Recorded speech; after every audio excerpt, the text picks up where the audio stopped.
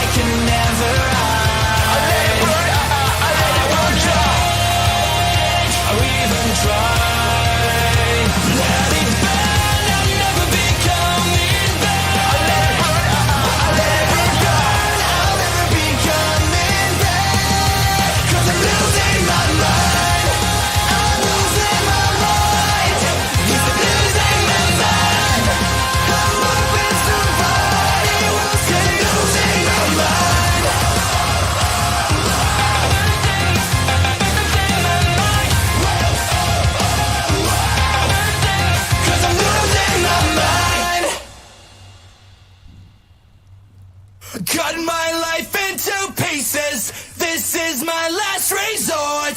Suffocation, no breathing. Don't give a fuck if I cut my own bleeding. This is my last resort.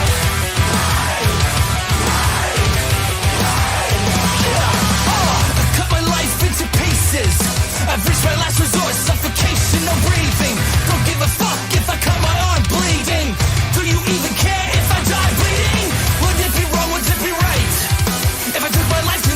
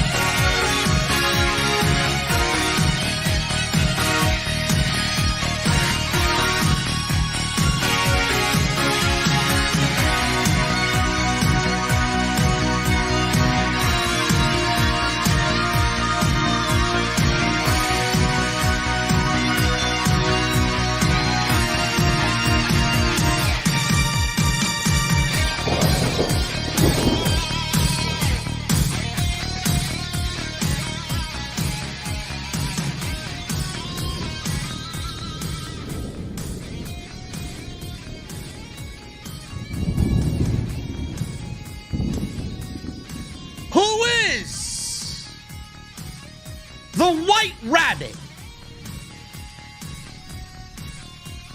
I don't know, but if you were on Twitter, it may have gotten spoiled for you with footage of whom it may be training for an in-ring return. Don't worry, Wyndham. We already knew it was you. The White Rabbit, teaser number 2, led us to SmackDown tonight. Now it leads us to Monday Night Raw in Canada on Monday. But along the way, Bray has left us a word and a definition for said word. We'll go over it tonight. Patricide. Apparently, Bray wants to kill his own father. It's not the first time he used that word either, and it's not the first time he said, "Come with me." The Brawling Brutes and the Usos, excellent tag team title match. Roman Reigns welcomes Sami Zayn officially as an honorary Uce. And SmackDown was the best SmackDown that Triple H has given us so far under his leadership. On AEW's side of things, with Rampage Grand Slam at Arthur Ashe Stadium. They said it's a Grand Slam. They want you to think it was a Grand Slam. But it was basically a ground rule double with runners left stranded at second and third. Ladies and gentlemen, we're going to the OTS venue. I got my cold beverage. And I hope you guys got the same. What the fuck are you guys drinking? I'll see you over there.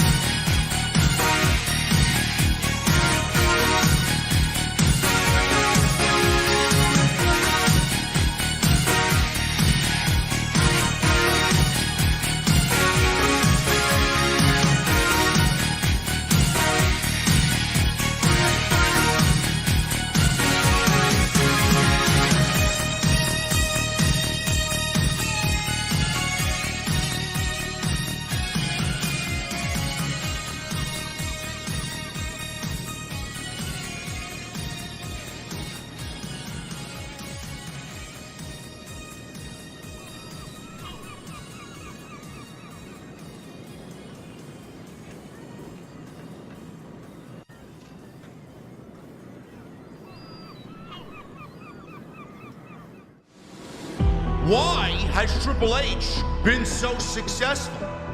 Why is Triple H running WWE better than Vince McMahon and Bruce Pritchard on Monday and Friday night? Long-term booking.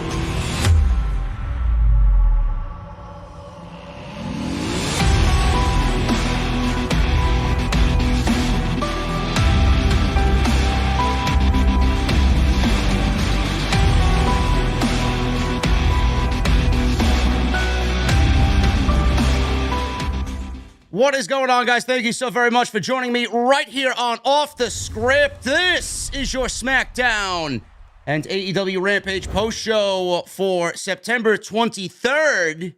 It is now September 24th because I'm here live on YouTube past midnight because there was 4 hours of professional wrestling tonight where I wish there wasn't. Thank you so much for joining me on your Friday nights, wherever you may be. As always, we are live from the OTS venue. SmackDown was great tonight. SmackDown has probably been WWE's best. It's amazing, man. SmackDown has been WWE's best show. 2 months ago, we were talking about SmackDown being absolute dog shit. It was the drizzling shits. It was the worst WWE show that there was. This was under Bruce and Vince McMahon. But 2 months in, SmackDown has felt revitalized and fresh, and we haven't gotten a rematch. We've gotten a couple, but we haven't gotten rematches every single week. And when we do get them, they mean something. SmackDown tonight was great, spearheaded by a fantastic tag team championship match with the Usos, Butch and Ridge Holland of the Brawling Brutes. It's amazing what tag team wrestling could be in WWE if you just let them be and let them go out there. And it's amazing what it's amazing what Paul Levesque has done to the Brawling Brutes. He's gotten them so fucking over to a point where they finally, and I don't mean this in any negative way at all towards Sheamus or Pete Dunne or Ridge Holland, but under Vince's leadership, they looked like a bunch of losers. They weren't really going anywhere. Under Vince and Bruce, you guys know what Vince and Bruce did. They put them against the fucking New Day for like 82 weeks in a row. Now they're in something substantial. They're getting tag team title matches. We got Imperium showing up. We got Gunther showing up. We're getting the rematch with Sheamus and Gunther for the Intercontinental title on the season premiere of SmackDown in October. SmackDown's firing on all cylinders. SmackDown has been great. Roman Reigns tonight, the Bloodline. We'll go over what happened there. Absolutely incredible opening segment to SmackDown tonight, where Sami Zayn was made officially an honorary Uce by Roman Reigns, and everybody played their part. Fantastic. Roman was great. Sami was great. Jey Uso was probably the star of the entire segment. It was tremendous television. Tremendous television. And it's going to be a really, really, really game-changing moment for Sami Zayn when the Bloodline and the Usos inevitably beat him down. It's going to be awesome. We'll go over that. Braun Strowman, surprisingly, had a great match tonight with Otis. Everybody was so into that. Otis and Braun Strowman had a very good match. Two big hosses going at it on SmackDown. And the White Rabbit. Everybody's talking about the White Rabbit. We got more clues to the puzzle about the White Rabbits. And I got more news on that. And we'll go over that as well tonight on the post show. On Rampage, I seem to strike a little bit of a chord with the AEW fan base. If you don't know who the fuck I am and what I do, I'm going to need you to A, shut the fuck up, and B, if you don't want to hear what I have to say, go watch somebody else. That's all I'm going to say. If you are an AEW fan and don't appreciate my fucking fair criticisms, I'm going to need you to get the fuck out. Rampage was fine. And that's all it was. The analogy that I gave you at the top of the show, when I'm driving in my fucking Mustang, it's the best analogy I could give you. They want to call it a grand slam. It was a fucking ground rule double. Lucky bounce over the outfield wall, and you still left men on second and third, and you didn't score with men in scoring position. It was not a grand slam tonight. It was not. Nowhere even close. Wednesday was a grand slam. Friday was not a grand slam. Now, that doesn't mean there wasn't good wrestling tonight. It's just the way that they conduct business and the way they want to treat this show on Friday night. I believe after this was it for me. This was it. Unless we're getting a fucking live Rampage and we're getting like fucking Kazuchika Okada wrestling in the main event. I don't want nothing to do with Rampage. Nothing. This is the last Rampage that I'm covering on this fucking show until they move this show to a normal time slot live and treat it like a Dynamite. And I mean that, and I don't give a fuck what you think. I'm not covering it anymore. They don't give a shit about it. I don't give a shit about it. Again, it wasn't a bad show. It wasn't a bad show. Jungle Boy and Rey Fenix, tremendous match. Love both guys. Tremendous match. What did it mean? I don't know. Did they need to go longer than everybody on the show? No. But it was a tremendous match. Sting and Darby Allin against the House of Black. House of Black, again, loses. But it was a tremendous match. Adam Page is the new #1 contender for the AEW World Championship. Kind of a hot-button topic there. I mean, of all the guys you want to go with, Adam Page gets another championship match that he's not going to win? Instead of going with an Andrade or somebody new that hasn't wrestled Jon Moxley? I don't get it. Why Page? Especially Adam Page, since CM Punk called him a fucking dumb fuck at the media scrum. Now, it could be looked at in two ways. One, you could say Tony Khan's putting his foot down and showing Punk that he is the boss. Ha, ha, ha, I'm the boss. You want to throw this guy under the bus? We're going to make him #1 contender. Don't know what good it does when he's not going to beat Jon Moxley. But after all that happened at the All Out Media Scrum, you want to make one of the elite. The one guy who didn't get suspended, the #1 contender for the AEW World Championship, a championship that was held by CM Punk literally 2 weeks ago. I don't know about that, man. I don't know about that. Ricky Starks and Will Hobbs, good match. Eddie Kingston and Sammy Guevara, good match. Jade Cargill didn't need to be on the show with Diamante. Jesus fucking Christ, get it out. I don't understand why any of that appeared on my television. An absolute waste of my fucking life that I can't get back. Action Bronson. He had a great showing tonight against 2.0 with Hook. Good stuff. But the overall flow of the show, I mean, holy shit. You know, if I want to rush, I'll go take a jog around the block. You know? Give me a fucking break with this shit. It's almost as if this show was written on fucking cocaine and speed. I'm not watching the Indy 500. I'm watching a fucking pro wrestling show. But here we are. Same show, 2 hours long, same complaints. No change. No change. We'll go over it, though. How many times have I said it, man? Quality over quantity. If I got to fly to Jacksonville and fucking scream it at the top of Tony Khan's fucking rooftop, I will. Quality over quantity. Oh, but it was a 2-hour show. I don't give a fuck. Monday Night Raw's 3 hours. You don't see Triple H loading the fucking show up with 13 matches. Give me a break. We'll talk about it a little bit later. But I want to thank everybody for joining me on this early Saturday morning. If you guys enjoyed that cover of Papa Roach Last Resort, shout out to the boys over at OnLap. They put that on their channel today. Absolutely incredible stuff. I waited for that all week. I was hoping for it to be a real banger, and it was. So if you guys want to go check out that song and the artists who performed on that, go visit OnLap's YouTube channel. I linked it in the description.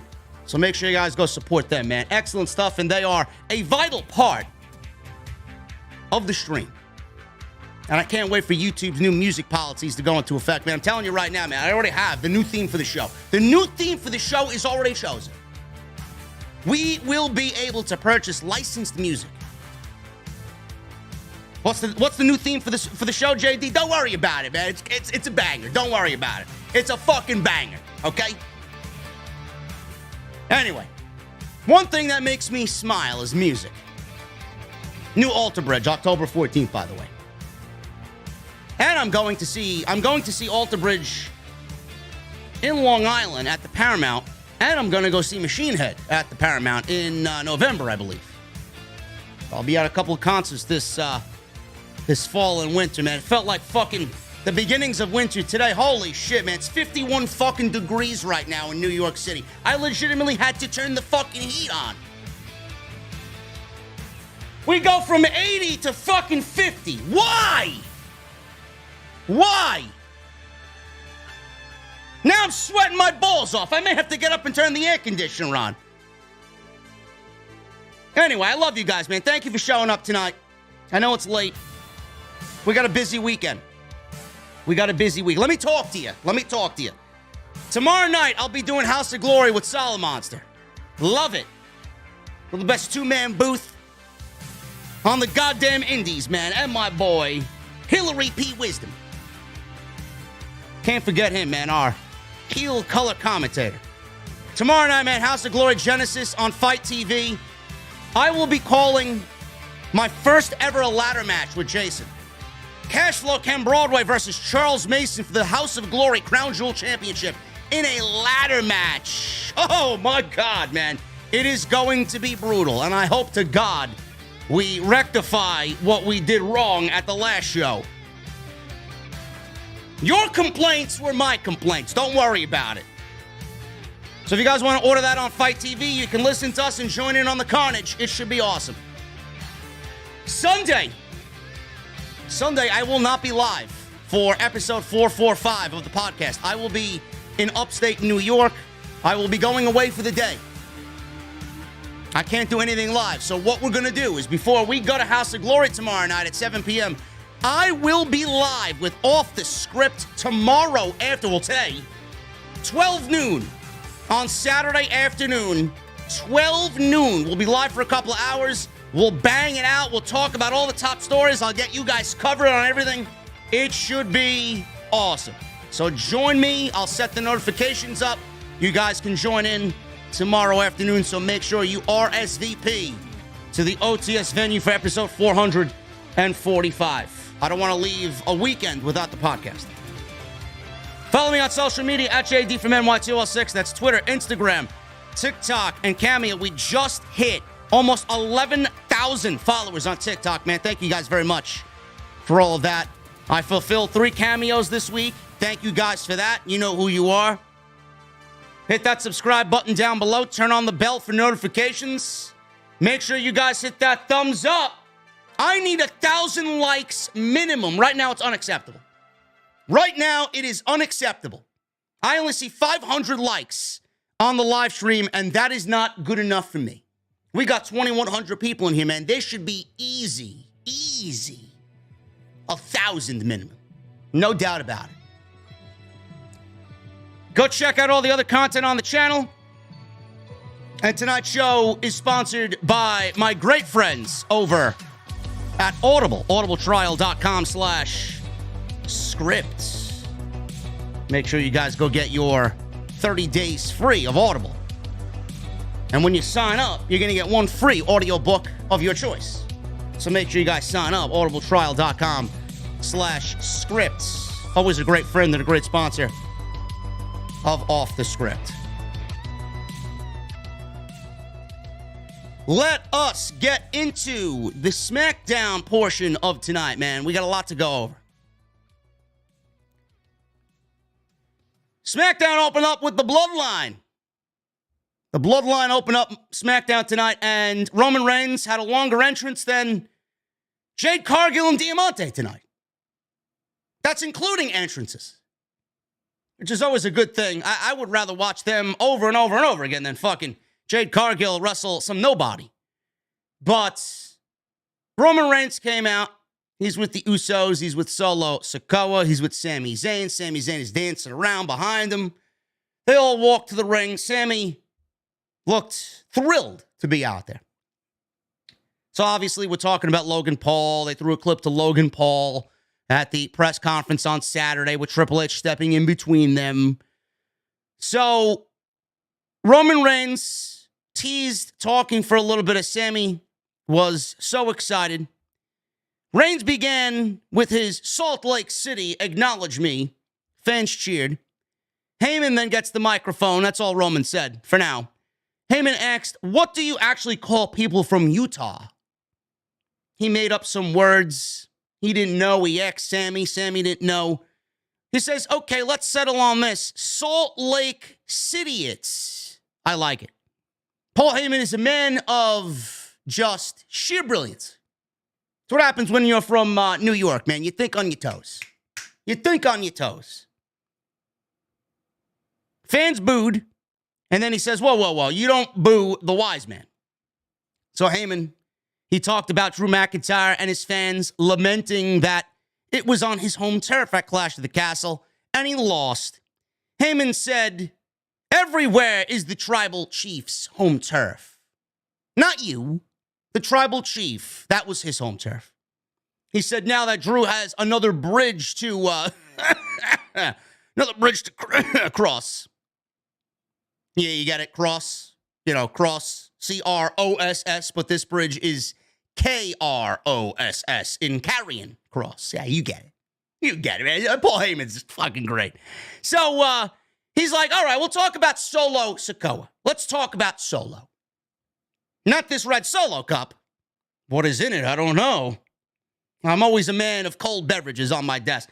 Let's talk about Solo. He said he wishes it was his idea, but it wasn't his idea. It wasn't the tribal chief's idea. He looked at Sami and he said, some people might want to take credit for this and think that it was their idea, but Solo Sikoa was sent by the elders of the Samoan dynasty.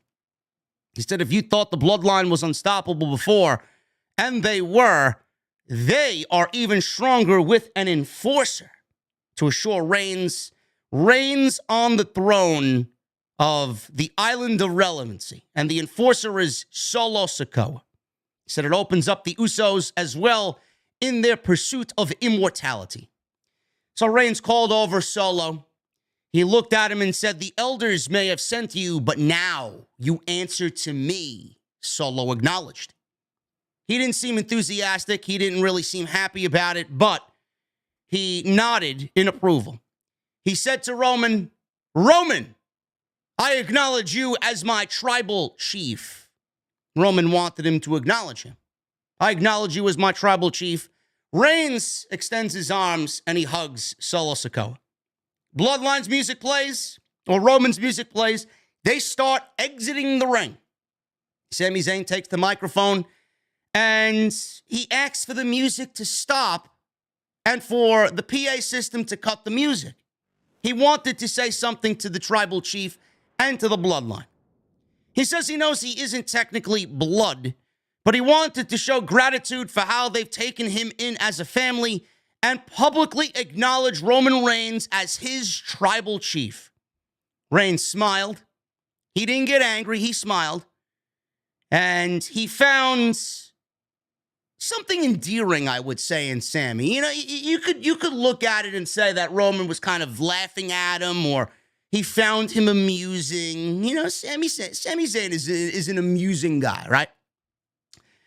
So Roman looked at him and, you know, he appreciates what Sami's doing, but he asked. Finally, somebody asked, right? Sami, why are you talking right now? Why are you talking right now? Sami looked like, oh shit, I fucked up. Why are you saying anything to me right now? He asked why he has the bloodline shirt on. Heyman's in the corner. He's covering his face because he knew this was not going to end well. Why are you wearing our shirt? Why are you tagging along with this entire thing? What is it about? What do you want, Sami? Reigns says, I know what he wants. He says he wants Sami, or I know what I want, he says. You're going to do what I want. I want you to take that bloodline shirt off. So he's asking Sami Zayn to take that bloodline shirt that he wears every week off right now. So all while this is being said, you see Jey Uso. Everybody's just standing there, you know, just minding their business, letting the tribal chief speak. Jey Uso legitimately is like a fucking Rottweiler ready to pounce behind a locked gate. As soon as you open that gate, he's ready to fucking kill you. He is legitimately foaming at the mouth, enjoying this because he wants Sami to be booted out of the bloodline. He wants Sami to be called out as the fraud he thinks he is. This reminds me of the Wyatt family, Luke Harper, Randy Orton storyline where Luke Harper knew Randy Orton was a snake in sheep's clothing. Don't trust him, Bray. Jey Uso knows what Sami Zayn is up to. Sami Zayn is not somebody that Jey Uso trusts. He's been very adamant, very vocal about Sami Zayn even being next to them. Never mind being in the bloodline. He thinks he's a clown. He thinks he's a fool. He doesn't belong here. He's legitimately foaming at the mouth. So, Sami says he's not sure if he's kidding or not kidding. He apologized for what happened with Logan Paul last week. So now he's bringing up something that wasn't even really on anybody's mind. But now he's just making shit worse for himself, is Sami Zayn. Reigns says, I'm not going to tell you again. Take the shirt off. Sami didn't take the shirt off and began to kind of express his case. So Roman told Jey, take it off and rip it off of him. Jey willfully obliged. He went over there. He started ripping the fucking shirt off of Sami Zayn. Ripped the shirt off of him. He's standing there, half naked now, with no fucking shirt, his bare chest exposed. Jey ripped it off of him. I need you to listen for once, says Roman Reigns to Sami Zayn. I don't want to ever see you wear that bloodline shirt ever again. Fans are booing. Fans are booing. They're so behind Sami Zayn at this point. He then said, you're not going to wear it again because I got you a new one. He got Sami Zayn a new shirt. He threw it to Sami Zayn. Sami Zayn unfolds the shirt. On the shirt, it says in red letters, SZ at the top, and then in big red letters, red and black letters, the colors of the bloodline, Honorary Ooze. This was so fucking heartwarming for Sami Zayn. He puts the shirt on. He excitedly put it on. Jey looks fucking, he went from foaming at the mouth, wanting to beat the shit out of this guy, to fucking absolutely disgusted. Sami Zayn is slapping hands with Jimmy. He's hugging Solo. He goes and hugs Roman Reigns. And Roman Reigns, the fucking toughest guy on the goddamn roster, the tribal chief, he actually hugs Sami Zayn, pats him on the back, and he genuinely hugged Sami Zayn. Reigns asked if he had anything to say. Sami said, yes, I acknowledge you as my tribal chief. This entire segment was fucking incredible. Everybody played their roles brilliantly. First, I want to start at the top with the bloodline. They came out. They look like, and they looked like this before Solo Sikoa joined them, but, you know, Sami Zayn was always an outsider and whatnot. Now that Solo Sikoa has joined the bloodline and Solo Sikoa is there full time and Sami Zayn now is really being treated as, you know, not really an equal, but an equal at the same time. He's almost like their little fucking, you know, loyal friend, their little pet. But them as a faction, they look incredible as a faction. And if you look at WWE's presentation of the bloodline, you look at how they actually give a shit. When WWE wants you to know something is fucking special, they will go out of their way to let you know that this is special. Everything about the bloodline is just epic. You look at them, and they just stand as the most dominant faction in all of pro wrestling right now. They want you to know it. They look it. They feel it. They wrestle like it. They got Paul Heyman. It's incredible. If WWE only did that and treated the bloodline like they would do everything else, or they would treat everything else like the bloodline, it would be great. If everything else on the show got a fucking 10th of the presentation that the bloodline got, I think we'd be pretty good. But it shows how WWE actually gives a fuck about everything that the bloodline is doing. They want them to be legitimately the greatest faction ever. At the end of all of this, Sami Zayn, he should win a fucking Emmy Award. Guy was like fucking legitimately about to cry his eyes out when Roman Reigns was telling him to take the fucking shirt off. Excellent. Excellent. He went from crying and eyes red to fucking absolute enthusiastic, just jumping up and down like a little child. Thrilled. Roman Reigns was great in the demeanor that he had. He didn't really yell at Sami, but he was forceful in Sami, right? Sami was like the fucking son who was being belittled by his father for doing something wrong, but he didn't understand what he did wrong. Jey Uso was the star of this entire segment.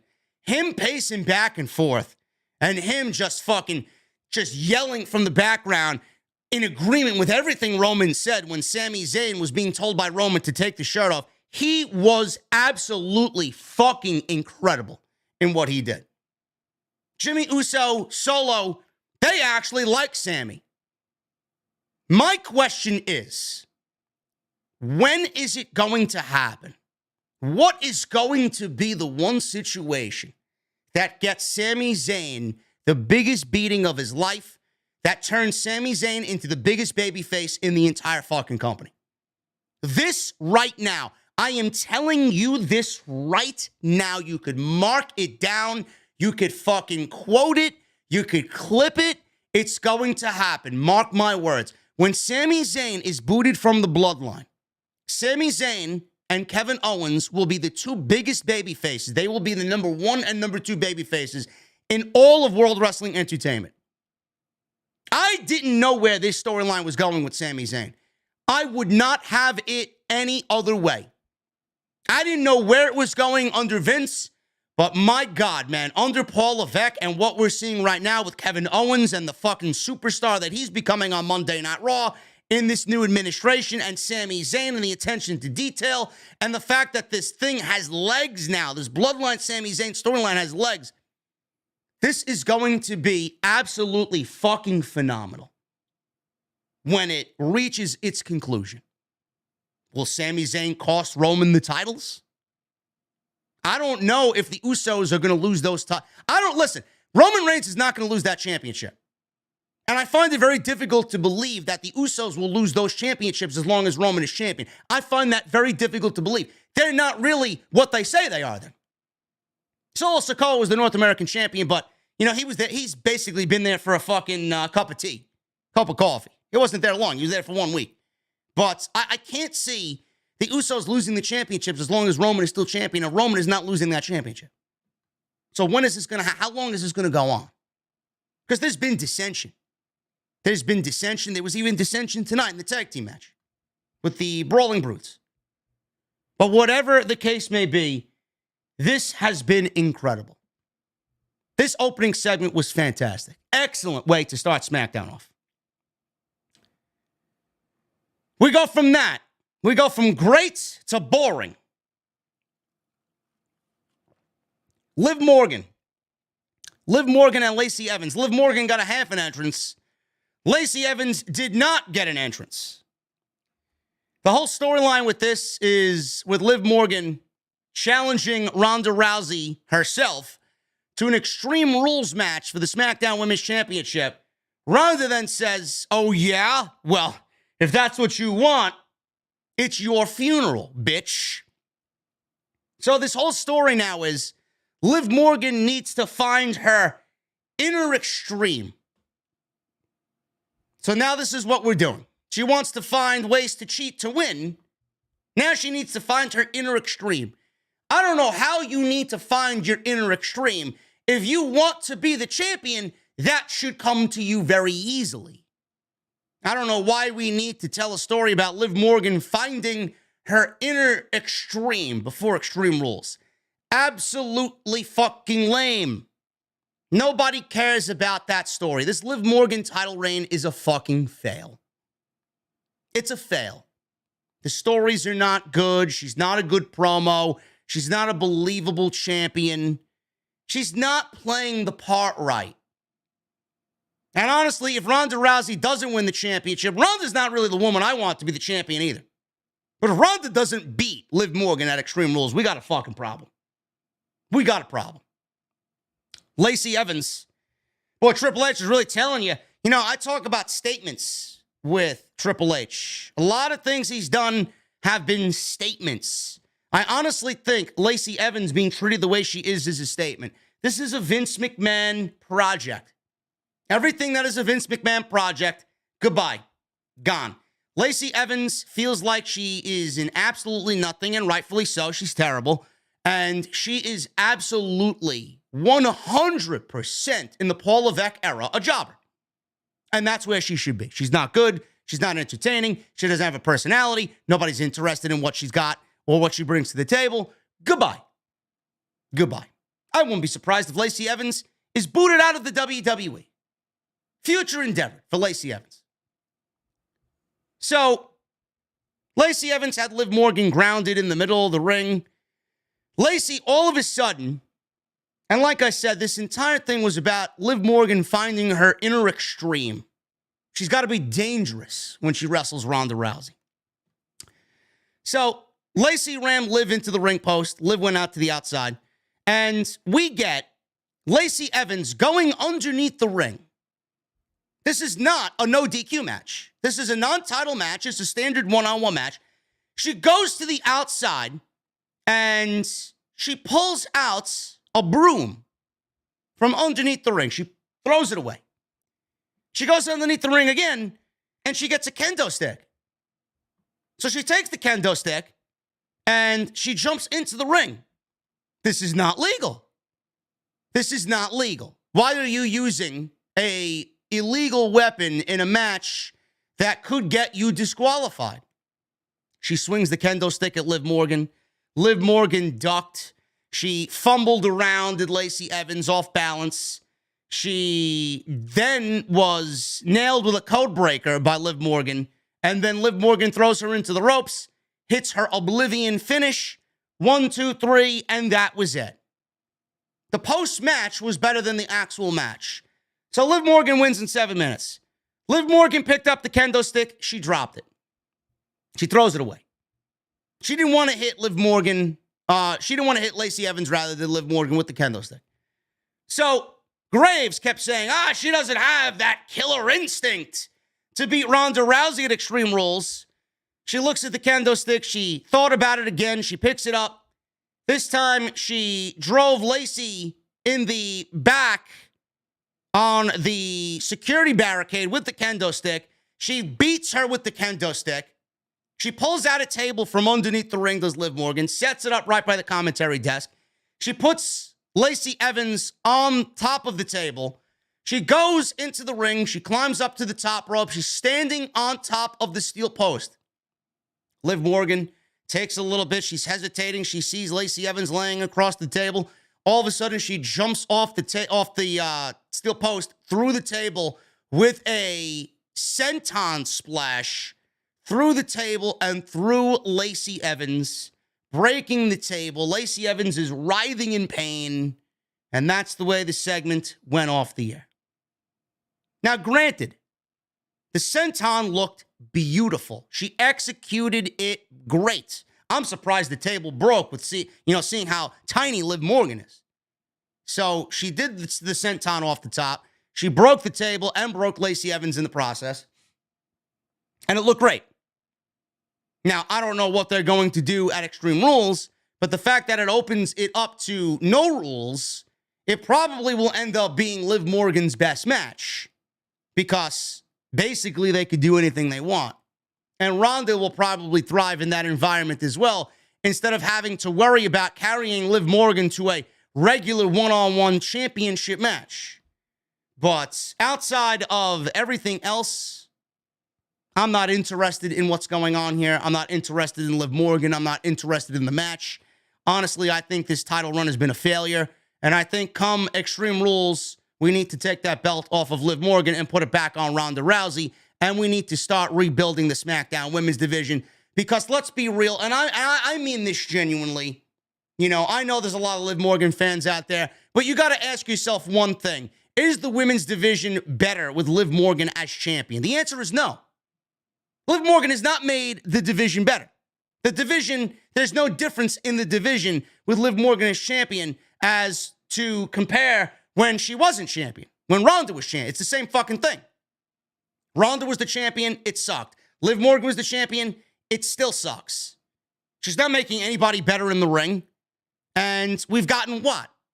We've gotten her winning Money in the Bank. She won something that a heel usually wins. She cashed it in and beat Ronda after she already wrestled a match, which is a very heel thing to do. She shows up the following week and she gets cheered. She wrestles Ronda again. She taps out, but wins the match because the referee didn't see Liv Morgan tapped out. she gets booed because she's basically a hypocrite babyface, and the things that she say don't line up with what she's actually saying. Telling the fans one thing, but doing another. It's been a disaster. She didn't have a good match with Shayna Baszler. Now we're wrestling Ronda again. You expect to beat Ronda twice and then a third time? Give me a break, man. Come on. WrestleMania. You got to start thinking about WrestleMania when Survivor Series starts rolling around. This is when we usually start to talk about WrestleMania. What's going to be the WrestleMania SmackDown women's match come April? It's going to in LA, in Hollywood. It's going to be Becky Lynch and Ronda Rousey. Liv Morgan would be lucky if she even makes it to catering. Get her out. Get her out. Sami Zayn. He was backstage. He was berating a guy with some food. I don't know who this geek was, but apparently the food was supposed to be delivered to the bloodline, possibly.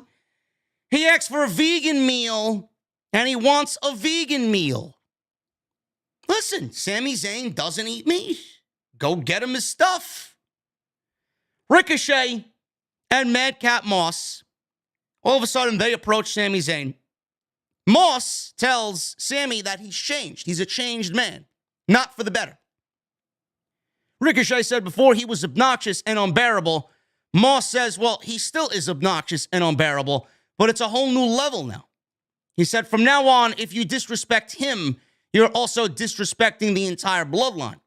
Ricochet said he might consider himself an honorable Uce, but everyone knows that's not true. Solo then jumped Moss and Ricochet from behind. Solo was fucking intense here, man. Oh my goodness. He beat the shit out of both Ricochet and Madcap Moss, throwing them into a steel garage door. And Sami, he gets down in front of them. They're both laying down there after Solo Sikoa beat them both up. Sami Zayn is patting Solo Sikoa on the back. Sami told them now they're dealing with the bloodline. Sami told Solo, whoa, good work. I was just about to do that. Sure you were, Sami. Sure you were, bro. I believe you, though. I believe you. But Sami Zayn is fucking great. He is so good, man. We got Hit Row. Hit Row's backstage. They're talking about the SmackDown Tag Team title match later between the Brawling Brutes, Butch and Ridge Holland. Reggie? You know Butch, right? Butch is actually wrestling more and more like Pete Dunne, man. It's a beautiful thing to see. It's a beautiful thing to see. Ridge Holland has even gotten better. So they're talking about that match later. All of a sudden, the Street Profits walk in, and they chatted with them about money and success. Ford brought up that he's interested in watching Otis versus Braun Strowman. Then they brought in Shinsuke Nakamura, who apparently wanted to drink some champagne with Hit Row and the Street Profits because he had a glass already in hand waiting for a pour. Gotta love Shinsuke, man. He's a man of fine taste. He always wants a cold beverage. Gotta love it. Now, during this interview or this backstage segment, this promo with the Street Profits, Shinsuke Nakamura, and Hit Row, there was a situation that happened on the screen. I saw it briefly, and I'm like, there it is. I was just too slow to get my phone, but thank God for Twitter. We saw another QR code show up during this segment on the TV screen. We got the Street Profits logo in the back, and then we get the Hit Row logo in the back, and then briefly, it was like, if you blinked, you missed it. QR code that showed up on the TV screen in the back where they were doing this promo. The latest video of the White Rabbit includes coordinates that point to Rogers Place in Edmonton, Alberta, Canada, which is the site of Monday Night Raw on Monday. Now, this past Monday, we got the 923 vignette. With the rabbit, we got two 923 vignettes. We got the Hangman game that they played, Who Killed the World? You Did. right? And you see the bunny hopping around on the different letters, and legitimately the first 5 letters that he jumped on were D-E-M-O-N, demon. I mean, how much more blatant do you want it to be, right? So he's jumping around, and then he eventually spells, who killed the world? You did, he says. The letters that spell you did are the same letters used, the same font used in Bray Wyatt merchandise before he got released. So all of this is aligning up to be Bray Wyatt. We got the 923 in blue. We got the 923 in white. We get one white rabbit, completely white, and then we get another white rabbit with red eyes. They're going back and forth. So obviously this was leading to SmackDown. There was also some guy in the crowd at 923 holding up a QR code on Monday Night Raw. So WWE has been very meticulous and very secretive about what is going on here with Bray Wyatt. Then we get this. So the coordinates lead to Rogers Place in Edmonton. So I said this on Monday. I don't think Bray Wyatt's going to show up in Salt Lake fucking City. They're not going to debut him on SmackDown in Salt Lake City with no plan. It's either going to happen at Extreme Rules or it's going to happen at one of the big shows, the season premiere. We got a D-Generation X anniversary coming up at Barclays Center for the Monday Night Raw season premiere. It could be either one of those shows in that week. It could be one of those shows. It could be Extreme Rules. It could be Crown Jewel. It could be Survivor Series.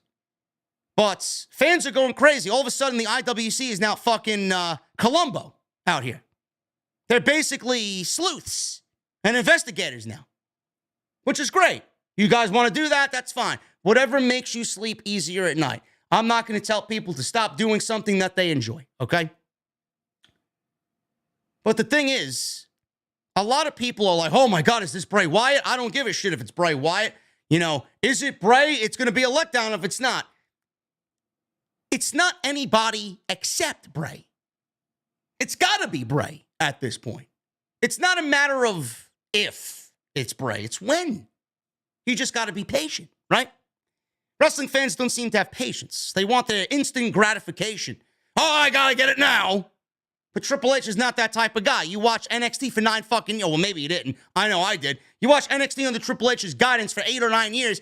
He never gave you instant gratification. How long did we wait for Aleister Black and the attacker for Aleister Black? And when we got it, how fucking great was it? How great was that? How great was that match where Tommaso Ciampa beat Aleister Black for the world title? How great was it? It was fucking great. You just gotta wait. This is like that. Who did it? They interviewed everybody. The entire locker room was out in the fucking parking lot of NXT. They interviewed Lars Sullivan. They interviewed fucking Velveteen Dream. Every Sanity. Everybody was interviewed. Everybody was asked, did you see something? Who did you see? Could you give us any clues, any inside information to tell the investigators about what's going on here? Who beat up Malachi, right? Who beat up Aleister Black? That was great stuff. That was great shit. This is like that. You're going to have to wait, folks. You're going to have to wait. So we're either getting more clues or a debut on Monday, which is not the debut. It's more clues. It's going to be clue after clue after clue after clue until you see the one last clue, I'm coming. So during this vignette tonight, there was coordinates, a bunny, this Pac-Man-like video game that had fire circling the center of the puzzle board. In the center of the puzzle board was a red door. So the bunny obviously had to evade the fire and get through the red door. We see another clip with the bunny going through the red door, and then we get the bunny looking at the coordinates, and next to the bunny, we get the word patricide. Now, the definition of patricide is very simple. Patricide is the killing of one's father, a person who kills their father. Now, that's pretty fucking creepy. That's very, very creepy. But that was the word, and that is the definition. So, Wyatt, there was a video going around on Twitter. You guys can go to my Twitter page because I retweeted it. I included a tweet with the video. There was an old FCW promo where he was very, this had to be like the first couple of weeks of him as Wyndham, right? With Bray Wyatt and the gimmick coming out and being presented. It almost looked like a promo class. He talked about patricide. He talked about killing his father. He talked about stories about his father. And at the end of this promo, he says, "Come with me." What did we see at the end of last week's vignette with the bunny and the white rabbit? Come with me. This is all leading to Bray Wyatt. How it's going to lead to Bray Wyatt, what version of Bray Wyatt are we going to get? I don't know. But all I know is that it's Bray Wyatt.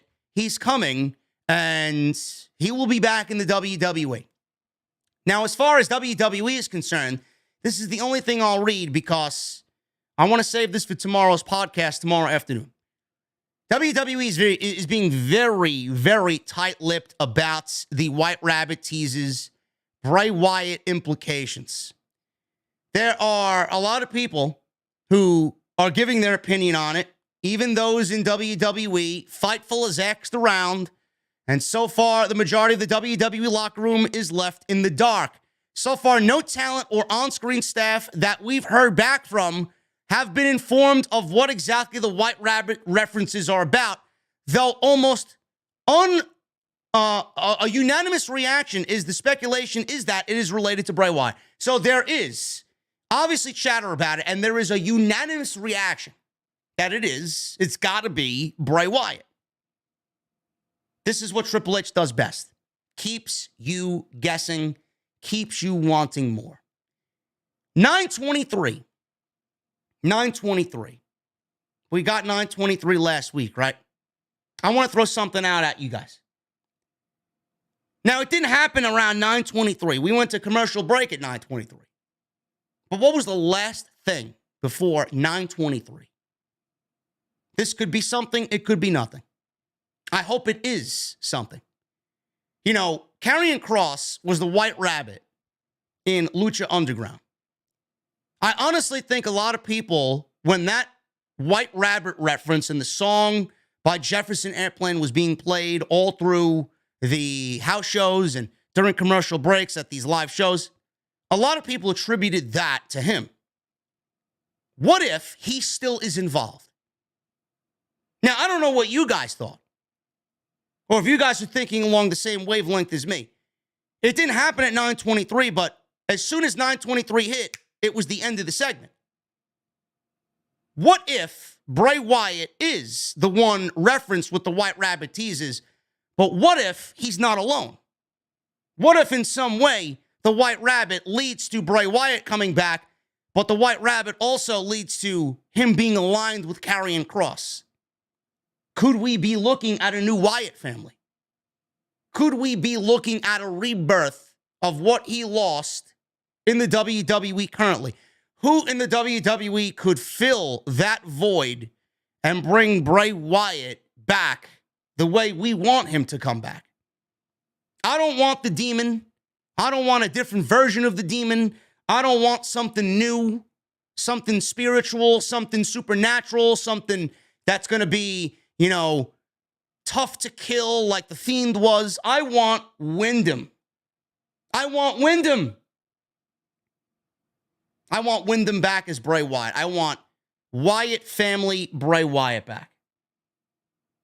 He did trademark the name Wyatt 6. I don't know what that means, but could we see the White Rabbit references, not only reference Bray Wyatt, but everybody else? I don't know. Who else in the WWE would even fit the vibe of what the Wyatt 6 would be, or something with the White Rabbit? I need somebody to go and do some investigative work about why Dexter Lumis is attacking The Miz.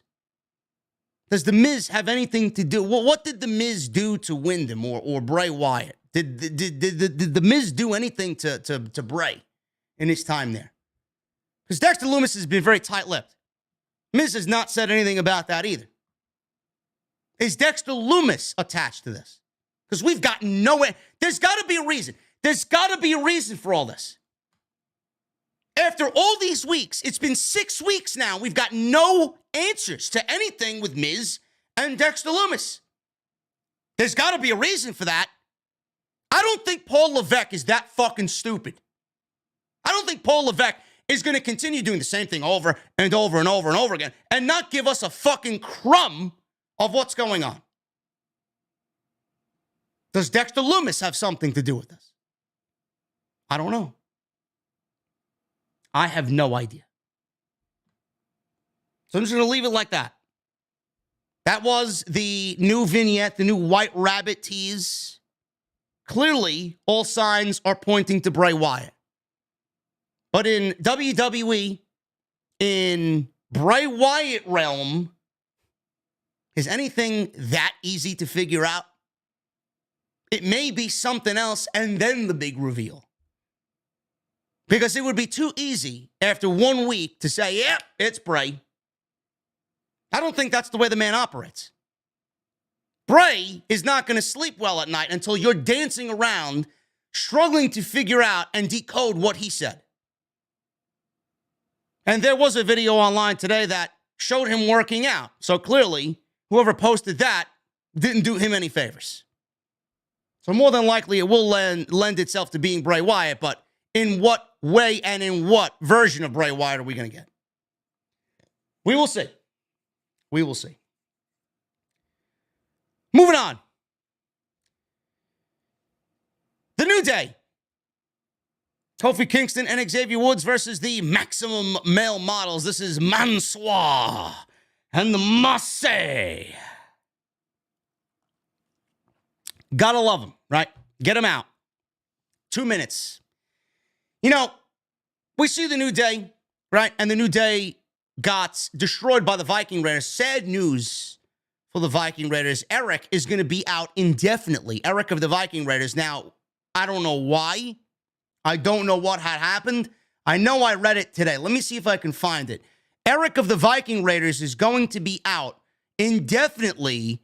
And this sucks because they were about to be pushed big time. And I think it may be, the last thing I read was a concussion. I don't know what the reason is, but I'll probably find it and talk about it tomorrow. But they're out. So Eric is out, and then obviously that means Ivar's out. And it sucks, because they were looking really fucking strong in that tag team division. So hopefully they get back sooner rather than later. But the New Day, still kicking here. Kofi Kingston and Xavier Woods against the Maximum Male Models. 2 minutes. New Day got an entrance. The Maximum Male Models did not. The Maximum Male Models did not get an entrance at all. This gimmick is dead. Dead. So 2 minutes, and I believe it was with Backwoods. We got Mansoor being pinned by Xavier Woods. 1, 2, 3. So at the end of the match, Max Dupree was very upset. He took his jacket off. He started slamming his jacket on the ring apron. He was scaring his sister, Maxine Dupree, and he was berating Mansoor and Massey. And all of a sudden, he stormed off. This may be the breaking point for Max Dupree. You know, to get through the day, you gotta get to the night. Or to get to the night, you gotta get through the day. Whatever the fuck he said. I don't know. We're getting LA Knight back for sure. This is the tease of LA Knight. But it can't come soon enough. This gimmick is dead. Get it off TV. And I said on Twitter, man, you know, for all the geeks out there, for all the other content creators and the podcasts, you know, it's amazing how fucking, you know, one day they're on something and the next day they follow everybody else's opinion like fucking lemmings, man. If you ask them to fall off a fucking cliff and follow somebody off the cliff, they'll probably do it. This is why the community are a bunch of embarrassing clowns. At least I stick to my opinions. I mean what I say here. Oh, the Maximum Male Models, this is a great gimmick. Blah, blah, blah, blah, blah. It's going to be great. This is going to be great for Max Dupree. LA Knight, right? This is going to be great for Mansoor. And, what's his face? Mace, right? Fuck are you talking about, bro? These are the same people that now are saying, oh, yeah, I can't wait to see LA Knight back. Really? You were just praising Max Dupree fucking 2 months ago when we got this shit gimmick debuting on SmackDown and they were wearing fucking beachwear collection. So you're bullshitting your audience and you bullshit everybody that's got to listen to that fucking garbage. Clearly you knew it sucked, but you want to say it's good. Oh, this is great. No, it always sucked. It sucks so badly, that's the only way I found it entertaining during their debut. That's why. It was so fucking bad, I couldn't look away because it was a goddamn train wreck. Now, I want you to imagine if Vince McMahon was still in charge, where this would be. LA Knight wouldn't even be here right now. He'd probably be in Jacksonville somewhere. Ridiculous. 2 minutes, New Day wins. Hit Row is continuing to party. Sonya Deville, Natalya, Drew Gulak were all at the party. Oh, yeah, man. All right. Big party time over there. Hit Row. Sonya Deville and Natalya. Hope Natalya. Now, you listen, man. I hope Natalya isn't a party pooper, man. Her wrestling ability is great, but oh, my God, man, the way she excites the crowd, I'm not sure if you really want her to party. Just saying. So Humberto Carrillo and Angel Garza walked in, and they started to hit on B-Fab. So obviously Top Dollar got upset at this. He kicked them out. Goodbye, get out of here. So Top Dollar shooed them away, and they were about to watch Braun Strowman and Otis on SmackDown. So this is where we go. Braun Strowman and Otis. Chad Gable's out there. Shush! Shush, please. Thank you. Chad Gable's fantastic. He is awesome.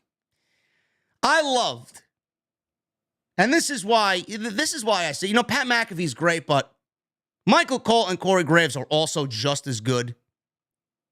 Michael Cole said, there's some real heavy machinery here between these two men. And Corey Graves says, Cole, I see what you did there. That's why you're one of the best to ever do it. Heavy machinery. Gotta love it, man. That reference would not have been made with Vince McMahon in charge. I'm just letting you know. It might not seem like a big deal to you, but that, folks, is change. So they did a tale of the tape. Braun Strowman is listed at 6'8". Otis is 5'10". Otis is at 360 pounds compared to Braun, who is 340, which is shocking because I expected him to be more than Otis. So they had similar bench press totals and chest sizes, but Otis's neck is 25 inches compared to Braun Strowman's 21 inches.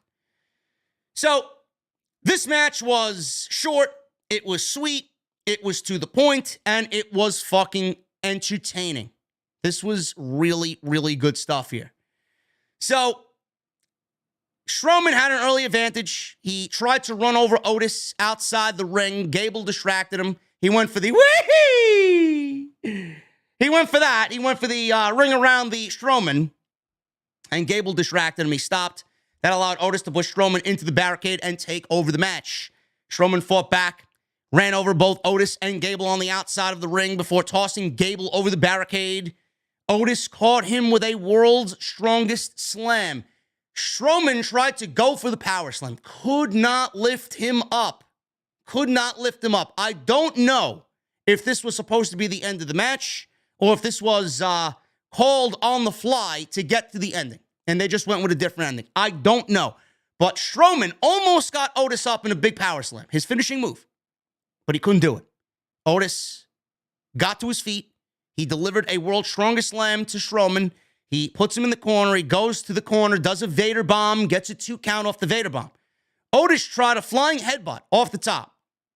But Strowman moved and hit a power bomb for the pin. The power bomb was a delayed power bomb. He played to the crowd a little bit, lifted him up like Wardlow would do, and boom, 1, 2, 3. Strowman beats Otis. Crowd popped big for this, and this was awesome. This was really awesome. And listen, I could sit here and tell you that I want the Alpha Academy. Hopefully, Triple H sees how good Gable is. I know he sees how good Gable is. Alpha Academy deserves a lot better. Hopefully this is, them doing what they are asked to do to get rewarded at a later date. Hopefully. They're too good, and this is beneath them. I say it every week. But I will say this. I was very hard on Braun Strowman. I still don't really care for Braun Strowman. I think Braun Strowman, just his attitude and the way that he's handled things and the things that he said in the past, I just don't like that type of attitude. I don't think he really is somebody that I would have brought back. He wouldn't have been on my list of people to bring back, but Triple H thought otherwise. And we're going to trust the process with Paul Levesque, right? I will say this, though. As long as he continues to stay this way, and we don't see any cheesiness out of him or anything like that, I think Strowman's going to be very well off under Triple H. I think Triple H gets who Braun Strowman is. I think Triple H sees the value that Braun Strowman brings to the brand. He's not going to have him go out there and do something that he can't do. My question is, how long is it going to remain interesting and exciting? Because guys like this, gimmicks like that, big guys like that, their shelf life is very, very small or very low. So I don't know what's going to happen with Strowman. It's going to be something that, it's going to be tough. It's going to be tough to always reinvent the wheel with someone like that, especially after they've done everything with him. That's my only concern. But right now, he's been booked great. Outside of the Alpha Academy being fucking treated like garbage, I think Strowman's been treated very, very good. They've been booking him very well on the main roster so far. It's going to be very interesting to see what Triple H can do to keep that momentum up. How is he going to reinvent himself with Strowman? How is he going to keep him fresh? That's where it's going to become interesting. Backstage, Kayla Braxton interviewed the Brawling Brutes about their match. Sheamus, Butch, and Rich Holland chanted, "Fight night, fight night." Sheamus said the Bloodline face an uphill battle tonight, but they love a good fight.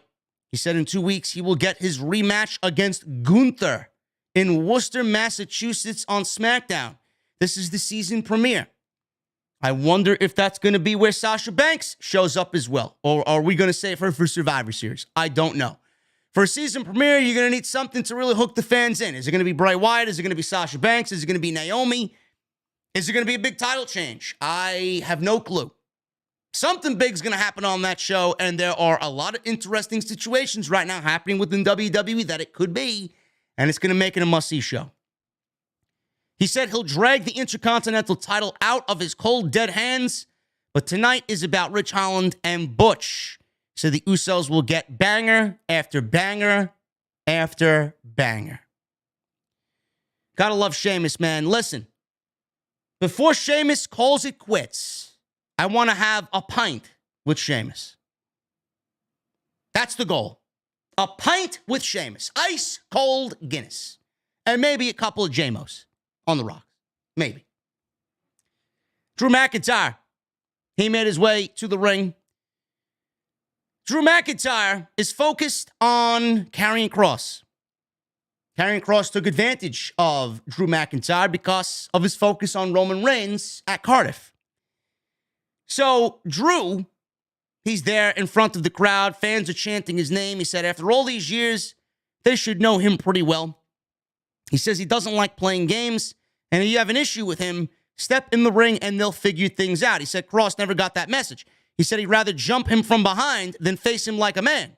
He said he went straight to the top, and he's going to have his big match against him at Extreme Rules. It's no ordinary match, though. He's got a strap in his hand. He held up this strap, and he said it's a match designed to inflict maximum pain and prevent him from running away from him. A strap match. Last time we saw a strap match in WWE, I believe it was with Daniel Bryan and The Fiend, if I'm not mistaken. And that match was great. So Kross's music played. No Kross, though, just Scarlett looking great as always. Kross went after Drew from behind because this was all a setup. Drew fought back. He attached the strap to Kross's wrist, tied it on his wrist, yanked him forward, and they began fighting. Drew started to give Kross a beating, big boot, and then he whipped his back with the strap. Kross was just writhing in pain at this point, tried to leave the ring. He rolled out from underneath the ring, or underneath the ropes, rather. Drew pulled him back in the ring and started whipping him again. So now he's in the ring and he's laying in the corner. Scarlett crawls into the ring and steps in between Drew and Kross. She's begging Drew not to hit Kross again with the strap. All of a sudden, she shoots a fireball at Drew McIntyre's face. She overshot the fireball. I don't know where the fireball came from. I don't know what she did, but she shot a fire. This was not cheesy like Alexa Bliss and her fucking shooting fireballs out of the goddamn ring corner at Randy Orton, or Alexa Bliss summoning fucking light fixtures to fall from the Thunderdome. This wasn't that cheesy, okay? I just want to make people very well aware of what we're doing here. This is not the first time Scarlett has meddled in fire. And I'll get to that in a second. She overshot this fireball. It was supposed to go into Drew McIntyre's eyes. It went over his head. So clearly Drew no-sold this thing, and he started continuing to beat on Kross. Kross got the advantage over Drew because Scarlett missed with this fireball. Maybe it was designed to miss. I don't know. But then she low-blowed Drew McIntyre, and fans started booing. Kross stood over Drew with the strap and threw the strap down. He returned to the ring and put the Kross jacket sleeper on him. Drew faded, and Kross said, "Drew, I'll see you at Extreme Rules. This is exactly what we wanted, and you fell for it. Let us go. Or let it go, he said." So Drew passed out. Kross released the hold, and that was the way the segment came to a close. Now, a lot of people are like, "Oh, JD's not going to shit on Scarlett, but he'd shit on Alexa Bliss." Her. No, it's not the same thing. It's not the same thing. Alexa Bliss plays with dolls. Alexa Bliss listens to fucking emo music. You know, the music that has male singers sounding like female, dressing like they're female, for chicks and fucking emo girls, high school girls who want to wear fucking chains and black lipstick and fucking piercings. That's the type of music that they're made for. That's the type of shit that she meddles in. She's not a fucking witch. She's not possessed. She has nothing to do with fire. She's not a fucking magician. She didn't go to Hogwarts. Her best friend's not Harry Potter. I mean, give me a fucking break. All right? She's not Gandalf the Grey. She's not summoning dragons. She doesn't have fucking elves and dwarfs next to her. She's not fucking part of the Fellowship. She's Alexa Bliss. Okay? She doesn't throw fire. Scarlett plays a witch. Or whatever the fuck they called her. What did they call her? They called her something witch-like. You could just tell she plays like witchcrafty gimmick. That's her thing. I mean, they gave Keith Lee a fucking book, and he opened the book, and fire shot out of the fucking book. She meddles in that stuff. Seriously. So let it go. I enjoyed this, and it fits their gimmick, okay?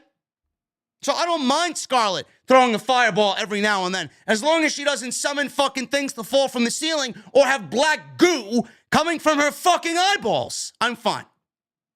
Okay? But if Alexa Bliss wants to go and hang out with the little hobbitses, we're fine. Go ahead. Go ahead. Anything to get her off television is great. Moving on. Let me take a sip of my beverage here, man. We got 2,600 people at 1:30 in the morning, man. You guys are savage. You guys are great. Dakota Kai. She's with Bayley and Io Sky. She's wrestling Raquel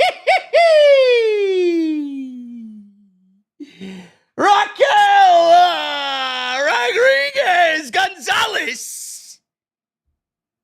Back to smiling, I see, Raquel, right? Back to smiling. What is she smiling about, man? What is she smiling about? Huh? What's so funny? What are you so happy about? I wasn't smiling here.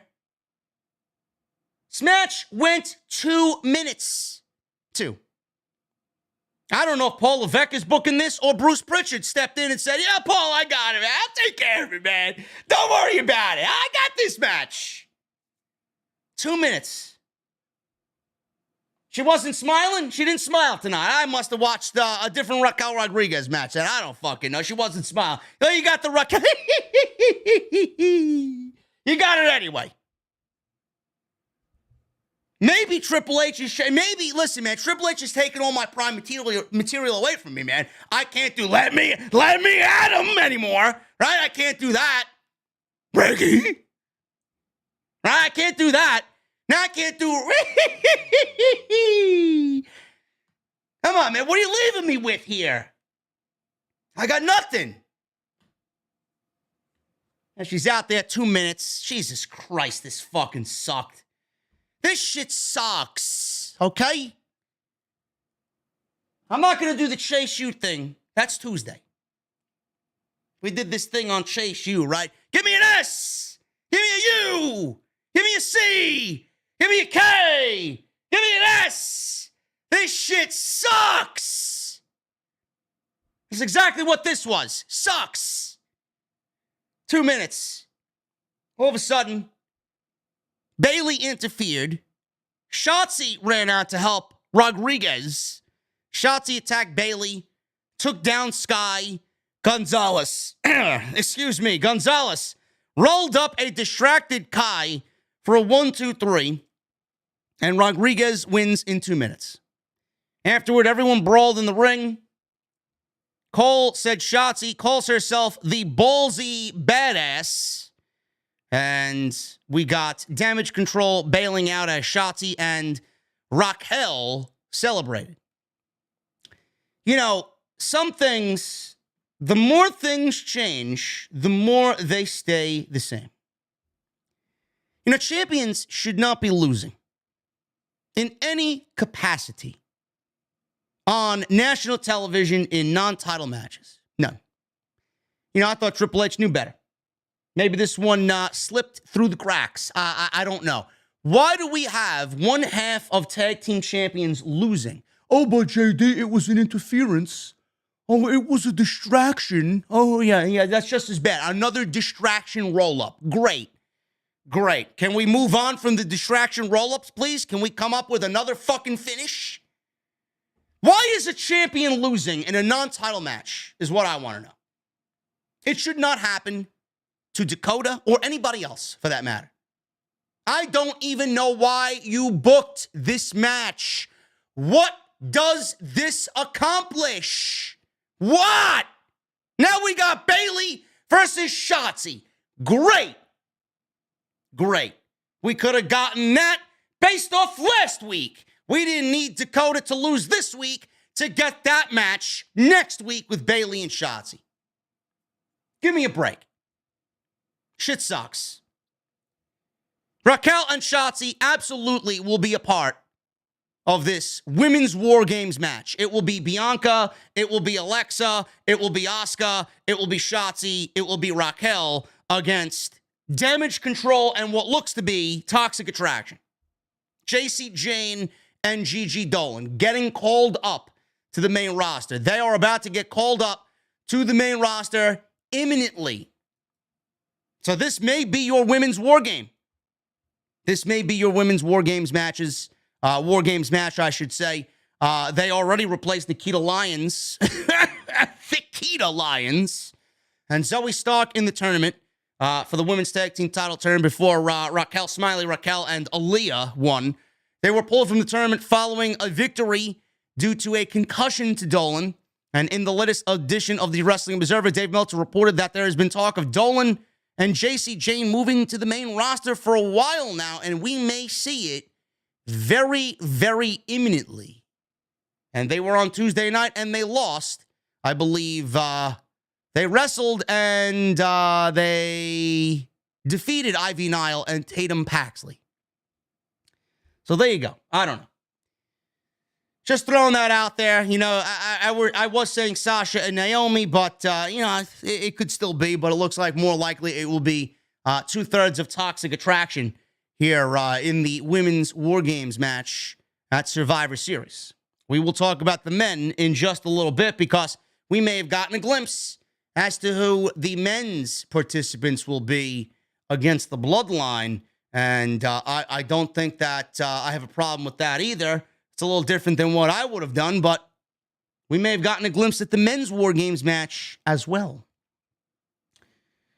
So we go back to the party, and Humberto and Angel took a cheap shot at Ashante Adonis, and Top Dollar, and then they ran away.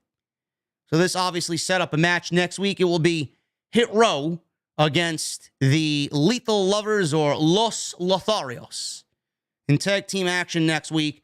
Bailey versus Shotzi, Hit Row versus Los Lotharios, and Sami and Solo Sikoa versus Madcap Moss and Ricochet next week in a tag team match on SmackDown.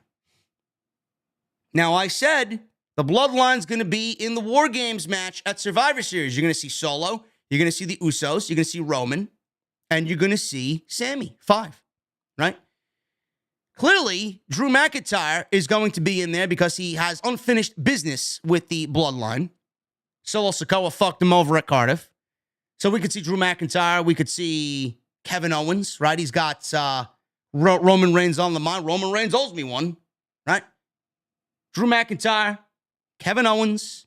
Tonight we saw Solo beat up Madcap and Ricochet. So we could be seeing Drew McIntyre, Kevin Owens, Ricochet, and Madcap Moss as the 4 participants there. Who would be the 5th? Who would be the 5th? I don't know. I said maybe we get possibly Braun Strowman. Possibly Braun Strowman. He's got ties with Drew McIntyre. He's got history with Roman Reigns. We'll see, man. I don't know who could be the 5th outside of Braun Strowman, but it's going to be an interesting situation to say the least. So with what we got tonight, with Solo beating the shit out of both of those guys, it pretty much confirmed to me that Ricochet and Madcap Moss are definitely going to be in this Bloodline feud, and they will take this all the way to Survivor Series, where they will be involved in the War Games match. So that's what I'm saying here tonight for you guys. Shinsuke, Randy Orton, possibly. You know, it's a possibility. Shinsuke, I could see. Shinsuke, I can see, but he's been taken out of the situation. Maybe we get Randy Orton, possibly, but I don't know why Randy Orton would come back and go after Roman Reigns. I guess I could see Randy because they put him out, right? I could see Randy being in that match, but do you want to bring Randy and put him in a War Games match after being out all these months? He makes absolute sense. He makes total sense, this Randy Orton. But again, it's all depending on if he can come back from injury. What if we don't have access to Randy Orton? Braun Strowman. I don't know. Sheamus, no. I'm not going to go and do Sheamus there. They're tied up with Imperium. Brawling Brutes are tied up with Imperium. So, yeah, you guys can discuss that, but we may be looking at 4 of the 5 right there for the babyface team going into War Games. Usos versus the Brawling Brutes. This is Rich Holland and Butch for the Tag Team Championships, the Undisputed WWE Tag Team Championships. This tag team match was great. Almost 15 minutes. Very good match. Crowd was into it. Excellent tag team match. Butch early took a nasty spill to the outside. This allowed the Usos to take over. He tried to fight back. He ran into an enziguri for a near fall. Zayn almost got involved, which led to a long argument between him and Jey Uso on the outside, which almost cost him the match. Butch then hit Jey with an enziguri, made the hot tag to Rich Holland. Butch got several near falls here, but was super kicked by both Usos to stop his momentum. Butch tried fighting them off, and he went for a moonsault, but the Usos super kicked him simultaneously in midair, which looked great. Then Butch, all of a sudden, makes another comeback. He tries to snap Jay's fingers, tagged in Rich Holland, but Jimmy made the blind tag. Holland ducked their super kicks, hoisted both Usos up on his shoulders, which popped the crowd big. Everybody thought this was the ending of the match. Holland then slammed both of them down. The Brutes hit their double team finish, combo kick, power slam, but then Jay broke the cover up by lunging in the ring through the bottom rope. Zayn was so frustrated at this point, he grabbed the chair, Sheamus saw this, ran after Sami on the outside, yanked it away from him. Sheamus was about to go after Sami, but all of a sudden, Imperium took him out blindsided from behind. All of a sudden, we see Gunther come in and deliver a big boot to Sheamus, takes him out. Usos see all this happening. They take out Holland with super kicks because everybody's distracted now. The Brawling Brutes are distracted. Butch and Holland are distracted because of what Imperium did on the outside. Usos with super kicks to Holland. Give Butch the 1D for the 1, 2, 3. And that was it. The Usos retain the SmackDown Tag Team Championships in an excellent main event, which sets up, obviously, continuing the Brawling Brutes and Imperium feud. And they got a great tag team match out of it. Everybody looked strong. The Usos retain. We got the continuation of Jay and Sami Zayn arguing. All in all, excellent main event. I thought this was an excellent edition of SmackDown. Probably the best SmackDown that Triple H has given us so far in the first 2 months of his reign over WWE Creative. Excellent, excellent show tonight for WWE. I want to check the chat, guys. We're going to talk about Rampage. I know you guys want to talk about Rampage. I'm not going to go into a full-fledged breakdown of everything. Just basically going to go over the winners.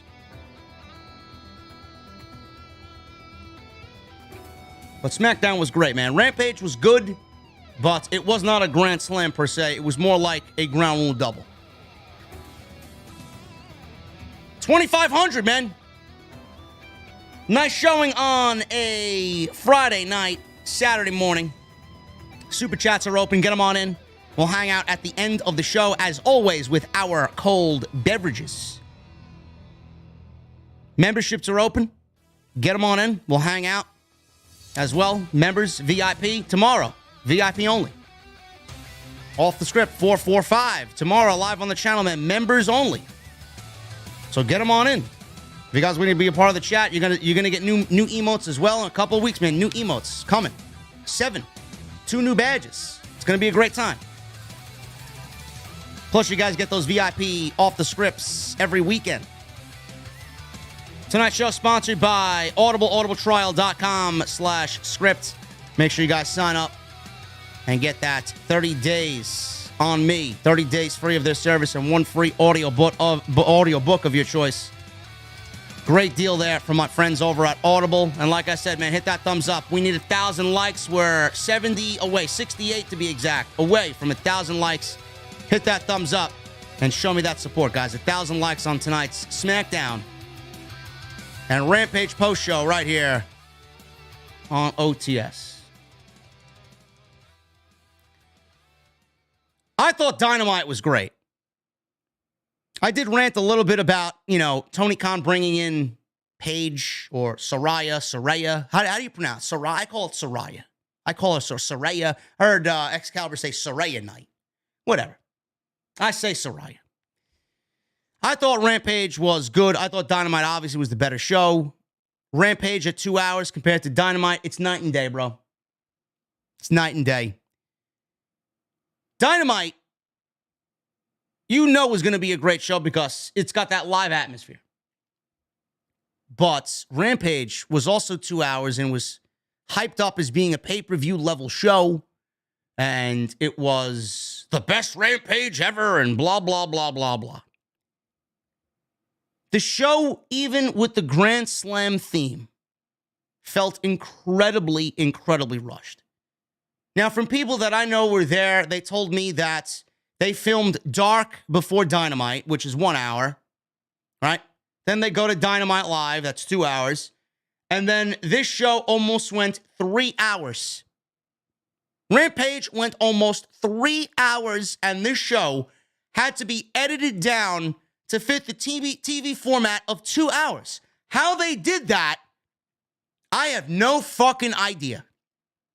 No idea. Everything was boom, boom, boom, boom, boom. Back to back to back to back to back. I don't like that. You may like that as your pro wrestling. You may enjoy that for your pro wrestling fix every week. I do not. I do not see how you enjoy a match happening and then right into the next match. have a match right to the ending, right to the next segment without anything breathing. I don't understand that. It's like me going from, eating a full fucking 6-course meal and then asking me as I'm eating dinner, do you want dessert and a cappuccino? No, motherfucker. I still have half of an old-fashioned left and I have half of my fucking dinner left on my plate, which I'm still picking at. Do you mind? Now, I'm not a dessert guy anyway. I'm not. But I want to relax.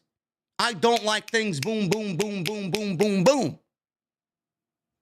Or you asking me, hey, man, do you want another beverage? Motherfucker, I still have 75% of my fucking beer left. Do you mind if I drink this one before you ask me for another beer? I can't drink 2 beers at the same time. I'm not an alcoholic. That's what people don't understand. People don't get it. I want something to happen. I want the first match to happen. Let it breathe. Show the lingering shot of the crowd and show Sting's facial expression and Darby fucking all hurt and oh my God. Right into the next match. I'm sorry. And then the show has this taped vibe. It just feels taped. It sounds taped. It sounds like Excalibur's ad-libbing over fucking already shot footage from a fucking studio somewhere. If you enjoy that, that's all you. I'm not going to sit here and tell you what you can enjoy, okay? What you can't and cannot enjoy. Can and cannot enjoy. But this show felt very rushed to me. In every sense of the word. It was not a Grand Slam. Not saying that the matches were bad, but Dynamite obviously has a fucking problem. Look at how many matches they had. How many matches did they have tonight? They had Action Bronson and 2.0. They had Jade Cargill and Diamante. They had the Battle Royal. They had Wardlow and Samoa Joe versus Tony Nese and Josh Woods. They had Sting and Darby Allin versus Brody King and Buddy Matthews. They had Sammy Guevara versus Eddie Kingston. They had Jungle Boy versus Rey Fenix. They had Powerhouse Hobbs and Ricky Starks. 8 fucking matches on a 2-hour show. That is Monday Night Raw when Vince McMahon was booking Monday Night Raw at 3 hours. He put anywhere from 8 to 10 matches on the fucking show. Meanwhile, I'm the one complaining that I don't want that. And people are looking at me like I got 6 fucking heads. 8 matches on a 2-hour show. Nobody sees something wrong with that. Why do you have 8 matches on a 2-hour show? At most, you should have 5. Look at how well Dynamite flowed. Look at how great Dynamite was. Everything was allowed to breathe. Everything. The last 3 Dynamites have been very nicely done. Nice and consistent and flowing. Meanwhile, we get this. Boom, 1 match is over, right to the next. Boom, 1 match is over, right to the next. Boom, 1 match is over, right to the next. It's like, I can't get up and go get myself a fucking drink. I can't get up and go take a piss. I can't get up and go fucking see if my cats need food. I feel like if I get up, I'm going to miss something. Quality over quantity. This is where overloading your roster and your roster being bloated now presents an issue. And even then, tough shit. Tough shit. Tony Khan should reserve these shows for the people that matter most. If you're in something and you are there and you're going to make the show money and you're going to fucking bring in a rating and it's important enough to be on the show, then by all means, get it on the show. But that doesn't mean you got to load the show up with 8 fucking matches. Dynamite had 5. This had 8. Something's off there. This show felt bloated. Dynamite did not. This show felt rushed. Dynamite did not. Quality over quantity. We didn't need Jade versus Diamante. I don't give a fuck. We didn't need Jungle Boy and Rey Fenix. You could have saved that for Dynamite. We didn't need Samoa Joe and Wardlow versus Tony Nese and Josh Woods. Who gives a shit? Why? Why? The only thing... Did we need a battle royal? Did we need to crown a number 1 contender tonight? in Adam Page. Could have saved it for some other time. Could have saved it for next week. Could have saved it for the following week. What do we need it tonight for? Oh, we got to get everybody on the show because everybody deserves to be on the show because it's Dynamite Grand Slam. It's the biggest Dynamite of the year. So what? So what? The World Series is happening in a couple of months, right? Or a month and a half. Does every fucking team in baseball need to play for the World Series? No, it's the two best teams. One from the AL and one from the NL. It doesn't work that way. It's been a problem in WWE. It's been a problem in AEW. It's been more of a problem in AEW because they just don't seem to learn from their mistakes. Said this about WrestleMania for years when it happened on one night. Now we got two nights, so I haven't said anything about it because the show is split into two, and it's a lot more digestible. It's a lot easier to watch. But Dynamite, sometimes they do it, sometimes they don't. Sometimes they get it right, sometimes they get it wrong. Rampage, they seem to just not give a shit about. They don't give a shit about it. Quality over quantity. Half of this shit you didn't need on this show. The House of Black versus Sting and Darby, that should have been on the show. Ricky Starks and Will Hobbs, that should have been on the show. Eddie Kingston and Sammy Guevara, I don't even know what the fuck they're doing that for, but put it on the show. It was supposed to happen All Out. Put it on the show. Put it on the show. Action Bronson and Hook versus 2.0, put it on the show. We didn't need all these matches tonight. We did. I'm sorry. Darby Allin and Sting defeated the House of Black with Julia Hart. This was a great match. I enjoyed the shit out of this. House of Black was brawling with Allin up on the ramp. Sting was handcuffed in the ring. He really didn't do much of anything in this match because he was handcuffed. They went for Dante's Inferno on Darby Allin, but Allin countered. Allin climbed one of the lighting structures on the entrance ramp, delivered a coffin drop onto Buddy Matthews. Had to be a good 15 feet up. So Allin went for the coffin splash on Brody King. King caught him with a choke and hung him over the stage right in front of the fans. They eventually both tumbled off the stage through tables down below. Julia Hart led Matthews, holding Sting's bat, back to the ring. Matthews set up Sting on a chair. So he pulled out a chair, set up Sting in the middle of the ring, handcuffed, sitting in the chair. He's about to strike him with his baseball bat. All of a sudden, the lights go out. Nobody knows who the fuck's going to show up. All of a sudden, the great Muda, he looks fantastic. The great Muda shows up, and he saves Sting. Muda made his way down to the ring. Buddy Matthews was standing there, shocked. Muda and Sting had a brief stare down. Then Muda turned to Matthews, took him down with a beautiful dragon screw leg whip. Muda hit Matthews with the green mist. Sting broke the handcuffs, dropped Matthews with the scorpion death drop. At this point, Julia Hart was on the ring apron, and Buddy Matthews, after being sprayed in the face with the mist, he bumped into Julia, not knowing she was on the apron. There was a table lined up on the outside. She went flying, supposed to go through the table. She went over the table and landed back first between the table and the barricade, hitting nothing but concrete. That looked like it fucking sucked. I hope to God she's all right. Sting also went through tables. They knocked him through fucking tables during the beginning of the match. The Brody King shoved Sting off the ring apron. He goes diving through two fucking tables. This was before he got handcuffed. House of Black loses again. Scorpion death drop by Sting. 1, 2, 3. Muda and Sting embrace in the middle of the ring. They shook hands and embraced after the match. After the match, Darby was busted open. Julia Hart was incapacitated. Brody King was thrown through tables off the stage. Sting was bleeding. This was a mess. Great match, but a mess. And a great match that hopefully ends the feud and we can move on. Start all over with the House of Black. And we got to move on from this House of Black and Darby feud. It is now over. What the great Muda was out there for, I have no fucking idea. I want to think it was nothing more than a feel-good moment. Other than that, it doesn't make sense. It doesn't make sense. Or maybe, hey, Sting's got somebody who's going to equalize the mist of the House of Black. I got the Great Muta, the guy who masters the mist. The Green Mist. There you go. Crowd popped big. Don't know why he was there.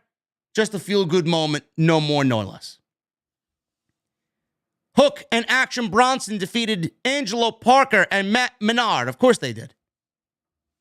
5 minutes. This was actually very fun. Action Bronson looked really good here. I was surprised to see how good he moved in the ring. He didn't look out of place. He didn't fumble around. He wasn't hesitant on anything. He looked good. Hook started with Parker. Parker was on defense here. Gut-wrench suplex by Hook. Menard got a tag. He demanded Action Bronson getting to the ring. He came in, happily said yes. Took Menard down with a tackle. Crushed both Parker and Menard with an avalanche in the corner. Parker ran in, hit Hook from behind with a kick. Then they took over, and Parker actually got a 2 count on Hook. I don't think we've ever seen that before. Hook sold more than he's ever had against 2.0, and rightfully so, because these guys are legit. Parker went for a suplex, but Hook countered with a suplex of his own. He hot tagged to Action Bronson. Bronson hit an Oklahoma Stampede Power Slam, took out both Menard and Parker with shoulder tackles. Hook came in, hit a suplex on Parker, and then locked on the Red Rum. Menard tried to run in, and Bronson caught him in a Red Rum, and both men tapped out. Feel-good moment there, and both guys, they looked really good. Hook and Bronson looked really good tonight. Wardlow teaming with the Ring of Honor TV champion Samoa Joe versus Tony Nese and Josh Woods. This match went 2 minutes. I want to know how long this match really went, that it got edited down to 2 minutes. Apparently, Wardlow was on the outside for all of this match. I don't know what had happened, but there were rumors that he got hurt. Nothing was really in the news. There was no follow-up on Wardlow. There was no news on Wardlow, and I still can't find it. Wardlow may have been injured. Here we go. Wardlow may have been injured at Rampage Grand Slam. Dave Meltzer noted that Wardlow was potentially injured during this match. He says, and I quote, Wardlow may have. Did you hear about Wardlow getting hurt? Wardlow appeared to be hurt. I don't know how serious. He appeared to have a leg injury, but he did come back. And he did. He was out for most of this match. He shook off his leg. We got a muscle buster on Tony Nese, and that was it. After the match was over, Nese and Woods jumped Joe after the match. Wardlow made the save. Sterling hit Wardlow from behind with one of the belts, which Wardlow no-sold. Sterling tried to run. Joe cut him off, and Wardlow gave him 3 powerbomb symphonies, and that was pretty much it. Squash match. Wardlow deserves better. Wardlow deserves better. He didn't look injured, so I don't really know. That was the only thing that I saw. He didn't look injured. He was moving around, and that's what I saw. But Wardlow deserves better, man. This is a waste of my time. This is a waste of Joe's time. This is a waste of Wardlow's time. Tony Nese, Mark Sterling, Josh Woods. Who gives a fuck? Nobody gives a shit about this faction or this group, okay? Tony Nese is great, but Josh Woods, he's a Ring of Honor guy. Get him out of here. Mark Sterling, I'm tired of seeing Mark Sterling on television. Get him off television. We don't need him anymore. He's done his thing. He served his purpose. If you want to keep Wardlow and Joe as a tag team, that's fine. I'm okay with that. I think that's great. If it eventually leads to a match, I'm okay with that too. But we need Samoa Joe in something a little bit more regular on TV because he's too good to be just Ring of Honor TV champion. And Wardlow, Jesus fucking Christ, Tony, this guy needs to be the face of your fucking show. Every week, or not every week, every other week, he's the TNT champion. This is not what a TNT champion should be doing. One of the title matches on your fucking show Wednesday should have been a TNT title match with a suitable opponent for Wardlow. When are we going to get that? I hope that's in the cards. Just like the women's division, nobody trusts you booking a better women's division now with Paige in AEW. You got other things that need attending to. One of the things that need attending to is Wardlow. Jungle Boy. He's now Jungle Boy Jack Perry. This went almost 17 minutes. Why did this go 17 minutes? Did this need to go 17 minutes? I love Jungle Boy. I think Jungle Boy is fantastic. I think Rey Fenix is just as fantastic. But it need to go 17 minutes? I don't get it. Now, if this show was 5 matches, 6 matches, and this was one of the matches you wanted to show in its entirety, that's fine. But 17 minutes on a fucking show that had 8 other matches. I mean, give me a break. There's nothing on the line here. Nothing here that's important between these two. And Jungle Boy beats Rey Fenix, who is a trios champion. Why? Why? Just like WWE has Dakota Kai lose on SmackDown. I'm going to call you out for the same thing. You got trios champions here. Pac already lost on Wednesday to Orange Cassidy. No, he won. I'm sorry. He beat Orange Cassidy. But, I mean, they haven't looked like winners as of late, ever since winning those championships. Why are they losing? They should not be losing here. Pac beat Orange Cassidy. He's eventually going to lose that title to Orange Cassidy sooner rather than later. But Rey Fenix is tag team champion here. Should not be losing to Jungle Boy. I'm sorry. I'm not going to go over this all because it's so fucking much. So, Jungle Boy is going at it with Fenix with some chops. Fenix came back with some kicks. Fenix hit a cutter. And Fenix set up an escalera by running from the big ramp and then springboarding into the ring. Perry came back with a powerbomb. Sliding elbow, goes for a cover, gets a near fall. Fenix went for the 3 amigos. But Jungle Boy slipped out of a third suplex, caught Fenix with a sit-out Death Valley driver for a near fall. Fenix hit a massive frog splash for a near fall. Fenix then set up a Fire Thunder driver. Jungle Boy rolled through into a small package and got the pinfall. This was a very good match. I'm not taking anything away from these two guys, but it did not need to go 17 minutes. And if you wanted it to go in its entirety, you could have saved it for Dynamite. It didn't need to be on tonight's show. You don't gotta be forced or compelled to give everybody a spot because it's Grand Slam. Reserve those spots for those most deserving. Spread your time out right. You're just gonna fucking match after match after match people to death. It's not a good look, man. People get burned out. They got the attention span of fucking goldfish. You got people sitting there at Arthur Ashe for 5 hours, 6 hours watching AEW wrestling. At some point, people are going to be like, Jesus fucking Christ, I just want to go home. Jungle Boy wins. Excellent match. After the match was over, they shook hands. Jungle Boy celebrated. Christian Cage came out, had his arm in a sling. And while Jungle Boy was looking at Cage, you couldn't believe it. Luchasaurus came from behind and attacked Jungle Boy. Luchasaurus laid out. Jungle Boy and Cage cut a promo on the New York fans, telling them that they're obnoxious and loud. Stay that way. That's it. Shut up when I'm talking to you. And he basically buried Jungle Boy, saying, you injured me. I continued the match, and I buried you at All Out. Now look at you. Luchasaurus chokeslammed Jungle Boy, and Cage told him not to show up on AEW next week. Sammy Guevara. He defeated Eddie Kingston on a reverse decision. So they did this match that was supposed to take place at All Out on Grand Slam.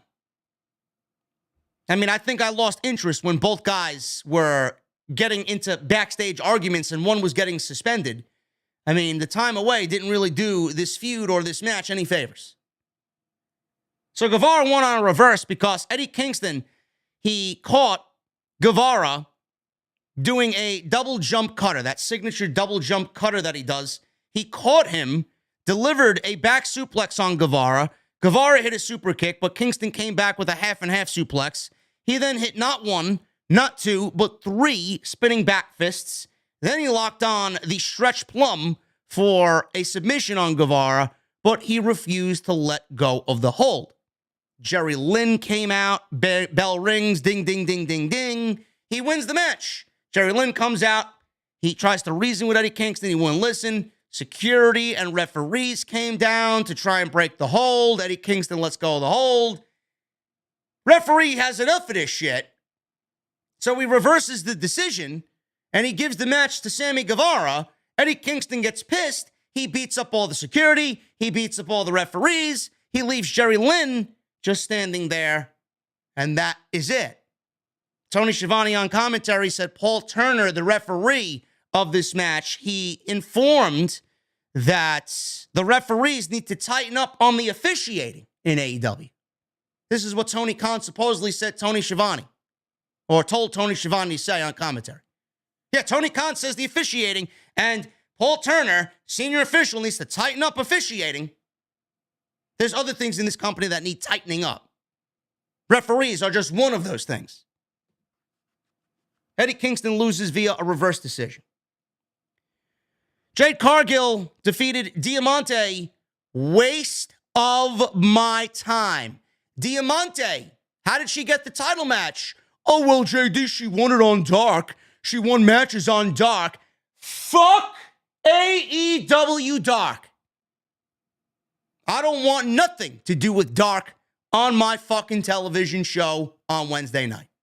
Dark should be their own thing, and then they should graduate to Dynamite, win matches on Dynamite, and then get championship matches by winning those matches on Dynamite. Not winning matches on Dark that nobody fucking watches to get a championship match at a show like this. Diamante has done nothing all year. Why is she on this show?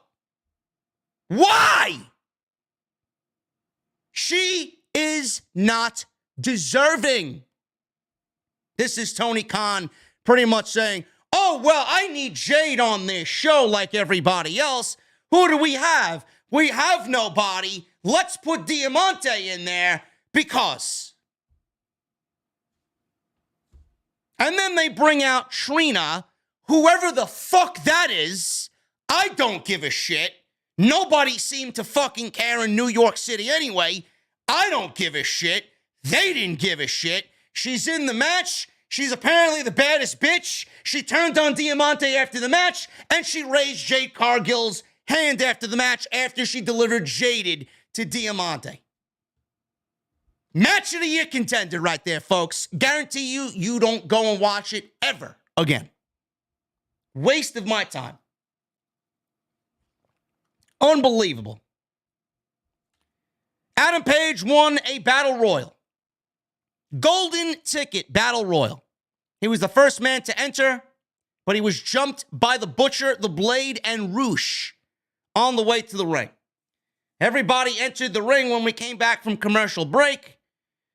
Apparently, this was left down to Adam Page and Roosh at the end. There were Jay Lethal in there, John Silver, Evil Uno, Private Party, Matt Hardy, Dark Order number 10, Lee Moriarty, Daniel Garcia, Lance Archer, Dalton Castle was in there, Brian Cage was in there, Dante Martin was in there, Penta was in there, Ari Daivari, the Best Friends, Cole Carter, QT Marshall, and Danhausen. You give me a battle royal with those guys, and then you expect me to fucking care. I don't know why we needed a battle royal with jobbers on Dynamite Grand Slam. You were better off just giving us a match between Page and Roosh. Seriously. Adam Page wins the battle royal because, let's be real, he was the only one that made sense here. Out of all the names available here to choose from, more than likely you're going to say, oh yeah, Adam Page is the number one guy that I would like to see win this thing. So Adam Page is the number one contender, gets a championship match in 2 weeks against Jon Moxley in Cincinnati on AEW Dynamite for the world title. Good.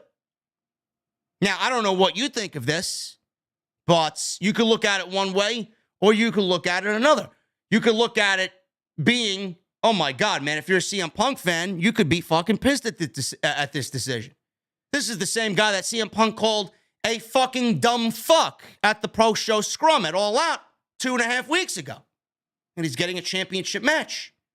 Now, the Elite is still suspended. Reportedly, Tony Khan and AEW haven't even reached out to the Young Bucks and Kenny Omega. I'm assuming there's still an investigation going on, and that's the reason why, but nobody's heard from the Elite or AEW. They've been without communication. But here we got Adam Page winning a battle royal, becoming a number one contender for the World Championship. Why? Isn't he a part of the whole situation? Now, he wasn't there, but isn't he a part of the Elite? Your number one guy, your biggest moneymaker, CM Punk just called this guy a dumb fucking fuck, or fucking dumb fuck, on All Out Sunday, and here he is winning the number one contendership for the Battle Royal. I mean, either Tony Khan doesn't give a shit about what CM Punk is saying, or he's just completely clueless about what's going on here.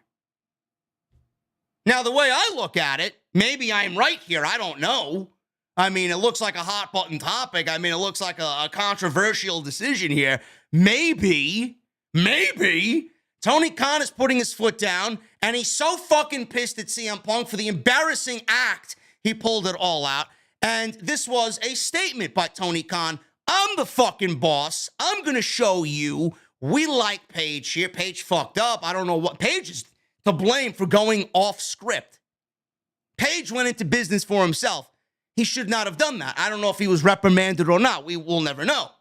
But Tony Khan may be putting his foot down and showing CM Punk that CM Punk isn't the one who runs shit around here. It's me, and I decide who gets the World Championship matches. And if it's the fucking guy you called a fucking dumb fuck, then so be it. Or maybe this is the one guy out of the Elite that wants to do business and turn all of this into business. Maybe, hopefully, possibly. Now, granted, the match with Moxley is going to be fucking great. But haven't we been here through this Adam Page thing? He lost the title to Punk. He got another title opportunity against Bryan. He's getting another title shot now, right? Against Jon Moxley. Does anybody expect him to win? It's going to be a great match. But why do you expect Adam Hangman Page to beat Jon Moxley for the AEW World Championship before MJF has anything to do with it? Maybe MJF cashes in then. We don't fucking know. But I mean, everybody's like, oh my God, Page, yeah, Page. It's a match that means nothing. He's not winning. Why did you even put him in here? Why didn't you go and give us something new? That's the part that I don't understand. Why didn't you just go out there and give the Battle Royal to somebody new? I don't know. Should be a good match, though. Should be a good match. Then we got the main event, Ricky Starks and Powerhouse Hobbs. This was a lights out match. They had the balls to say, yes, the lights are going out, and when the lights go out, AEW have nothing to do with this, and we will stay with it as long as we have to. Like the crowd hasn't been sitting there a long enough time. Then you want to tell them that? Ricky Starks beat Powerhouse Hobbs in what I thought was a good match. It's the way it should have been at the pay-per-view, but they got 4 minutes at the pay-per-view. Starks sent Hobbs early on into a chair that was positioned in the corner, caught him with a tornado DDT for a near fall. Starks went for a chair, but Hobbs caught him with a low blow. Hobbs set up some chairs, but Starks caught Hobbs with a low blow. Starks then repositioned the chair and went for a Rochambeau, but Hobbs backdropped Starks onto the chair, or chairs. Hobbs power slammed Starks onto the pile of chairs for a near fall. They brawled up the ramp for a bit. Hobbs ripped a light fixture off the entrance and stalked Starks back down the ramp with the lighting fixture. Back in the ring, Hobbs took a wild swing with this fixture, but Starks ducked, speared Hobbs through a table. Starks hit Hobbs with the light fixture and then delivered Rochambeau to get the pinfall.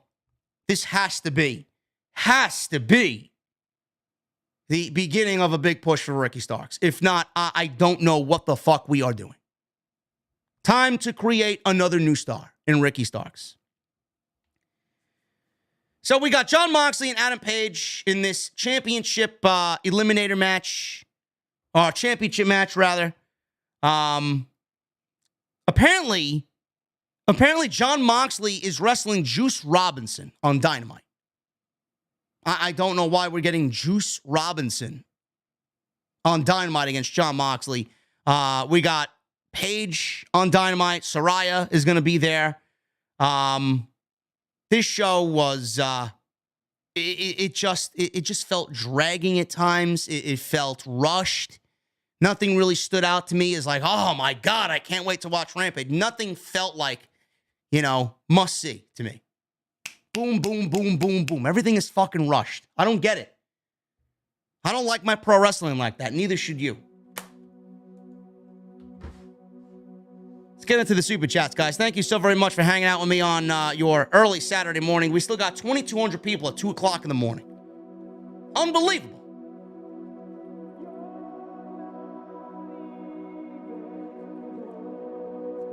Follow me on Twitter, man, at JDfromNY206. Twitter, Instagram, TikTok, and Cameo. Hit that subscribe button down below. Turn on the bell for all notifications. And make sure you guys check out Off the Script tomorrow noon. Before I gotta go to Queens, the House of Glory.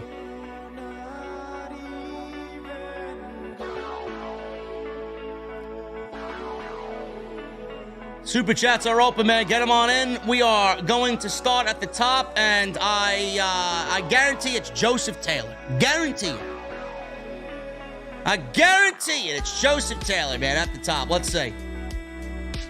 No, it's Michelle. Michelle beat him today. Michelle Moran with a $2 super chat. Roman asked to work with Sami, and Sami is over big.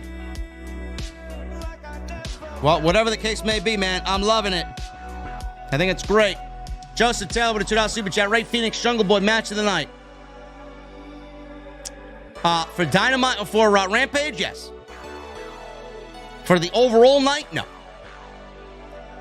Lord J. Coyle with a UK $5 super chat. The Sami Zayn storyline may be my favorite thing in wrestling right now. And yeah, I got myself an established title. From now on, I am a Lord. Good for you, brother. You can join me. We are now Lords together, bro. Jeremy Harris with a $10 super chat. What's up, JD? I renewed my membership. Didn't realize I wasn't a member anymore. Anyway, showing my support. Great podcast. Thank you for the great work that you do. Enjoy your weekend. Cheers. Thank you, Jeremy Harris. Appreciate you, brother. Sean Ray J with a $20 super chat. Tried to tell people since SummerSlam they were going to build Liv up. The hate was deserved because of the booking, but they're making her an aggressive babyface, kind of like Cena, and it's what she needed. She will be champ till day one. God, I hope not. I hope to God not, man. I just don't believe her in anything she does. I don't. Tony Brown with a $4.99 super chat. Booty night, he says. Yeah, we got some nice. We got Shotzi. We got Bailey. We got Liv. We got Jade, right? It's always a good night, Tony Brown. Always a good night. Kent Foot with a $4.99 super chat. Man, whenever the bloodline turns on Sami, it's going to be reminiscent of Evolution beating down Eugene. Oh, is it going to be that bad, bro? Is it going to be that bad? It's going to be fucking fantastic. I can't wait.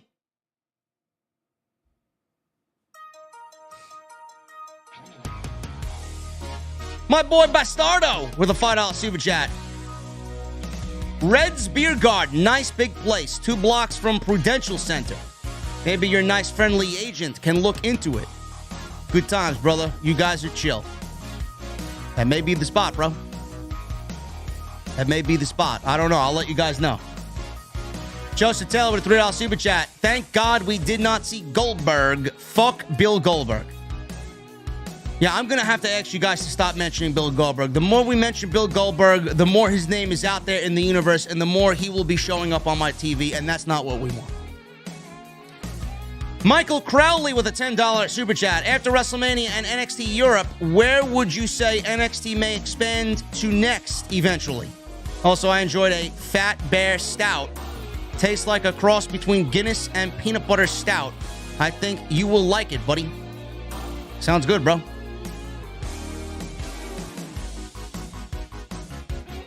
I gotta get me some new pumpkin ales for the season, bro. It's the best time to drink beers right now.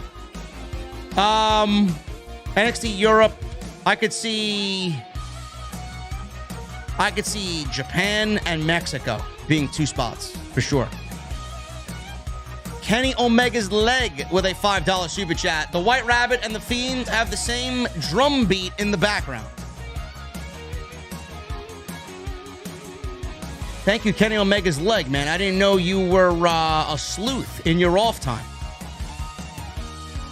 Skinner with a $1.99 super chat. I'm gonna go Rage eat muffins from Mindy's Bakery. Yeah, Mindy's Bakery, man. Closed on Tuesdays, right? Mendelf's Isma with a $2 super chat. Dropped my like. I'll catch it tomorrow. OTS for life. Thank you, Mendelf's. Marcus Patterson with a $4.99 super chat.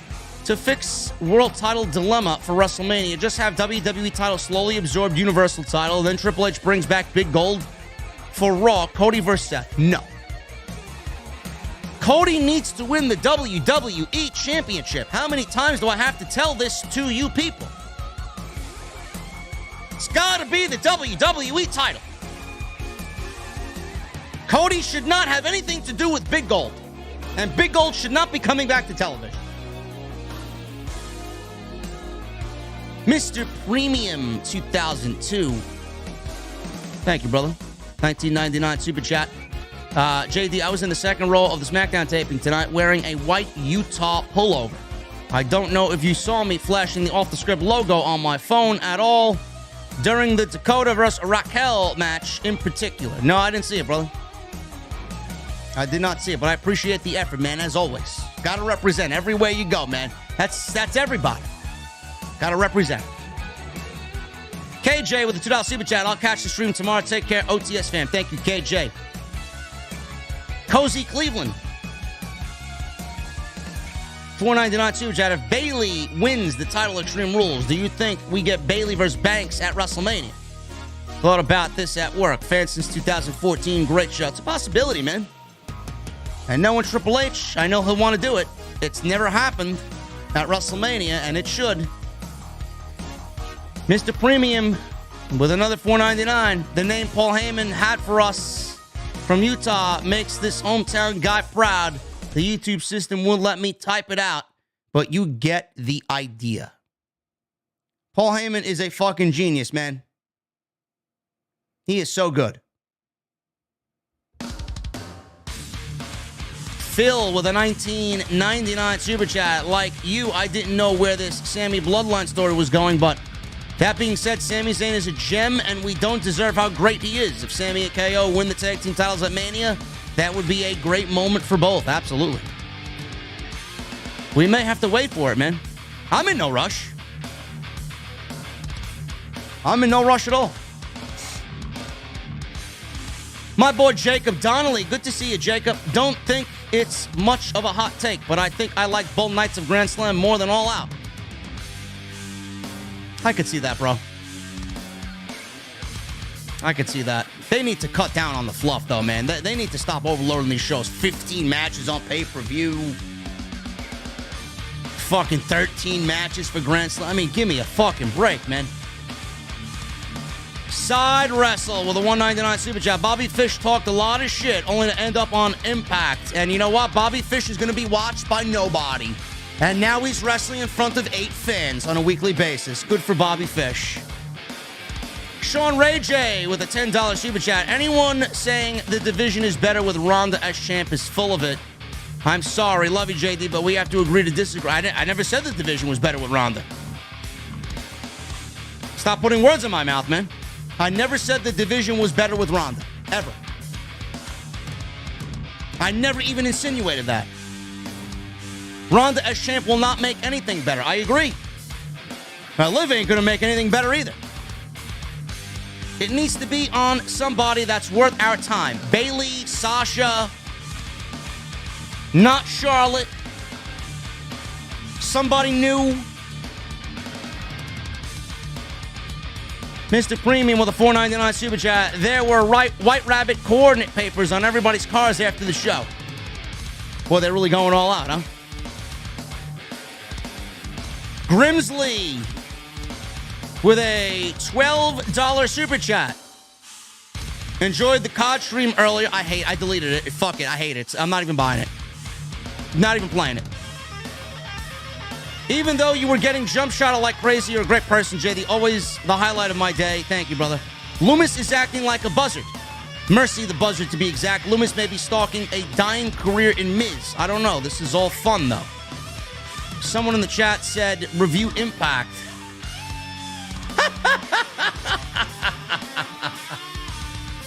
Come on, man. Who watches Impact? Nobody watches Impact. They suck.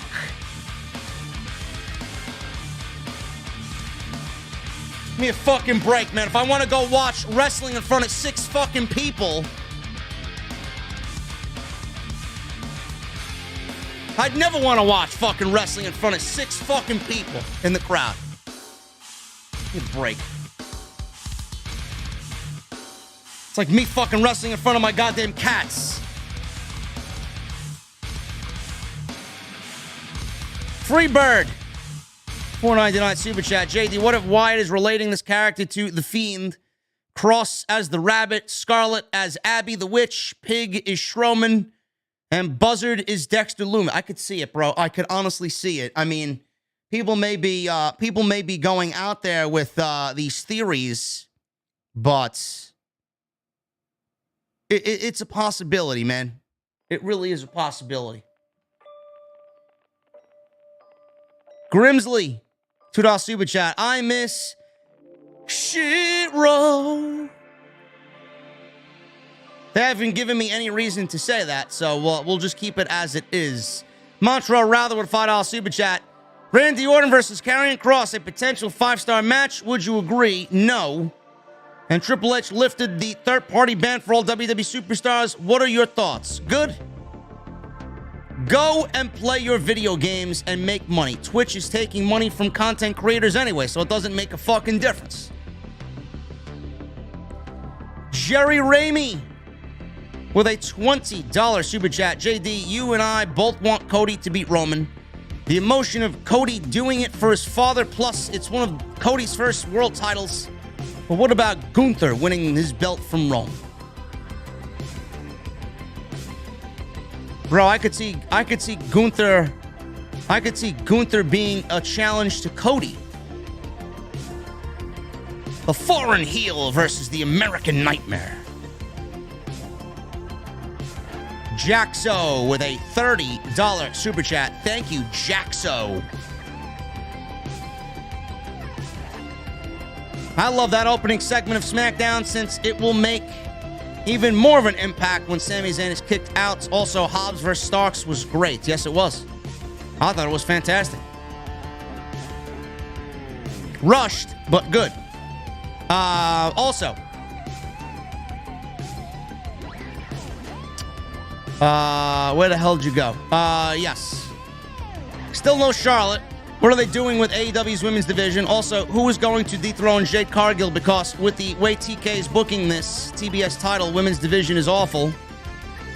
And I love that Drew made his match with Kross a strap match. Also, I love the fact that Cage told Jungle Boy to never challenge him again. Otherwise, he will have to deal with Luchasaurus, his right-hand man.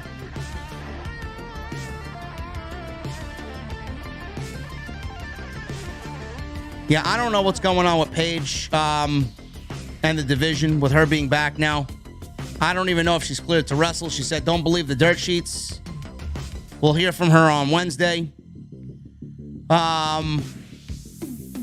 Jade, she should lose that title to Jamie Hayter. No question. Joseph Taylor with a $5 super chat. How do you like your steak and burgers? I like my steak and burgers a little pink. I eat my burgers medium well, and I have my steak medium. I don't like a bloody burger because then the blood seeps into the bun, and I hate a wet, soggy, bloody bun. Not a good look. Sean Ray J with a $10 super chat. I agree. Someone new for sure. Also, I think Bray is going to have a stable Karrion, Scarlett, Dexter, and Braun. Bro, that's a lot of IWC internet geek talk there, bro. I mean, I like it, but people may just be fantasy bug. They may be right. I have no fucking idea. But I see the correlations to the White Rabbit, Karrion Kross, Dexter being the Buzzard, Scarlett being Abby the Witch. I could see it all. Jedi Joker with a 17-month membership. Thank you, brother. Can't wait for my third AEW show Wednesday, going with my brother Golden Boy. Was watching you stream earlier, which is worse, Modern Warfare 2 Beta or WWE 2K? Absolutely, WWE is not worse. No, Modern Warfare 2 Beta was worse. Thank you, Jedi. 17 months is a long time, bro. Joseph Taylor, thank you, bro, with the 5. Omega Kong, 9 months. Thank you so much, man. Missed AEW for the last few weeks. My son started high school football, raising hell on the D-line. I don't regret missing AEW. Cheers, JD. Cherish that shit, man. You're never going to get it back.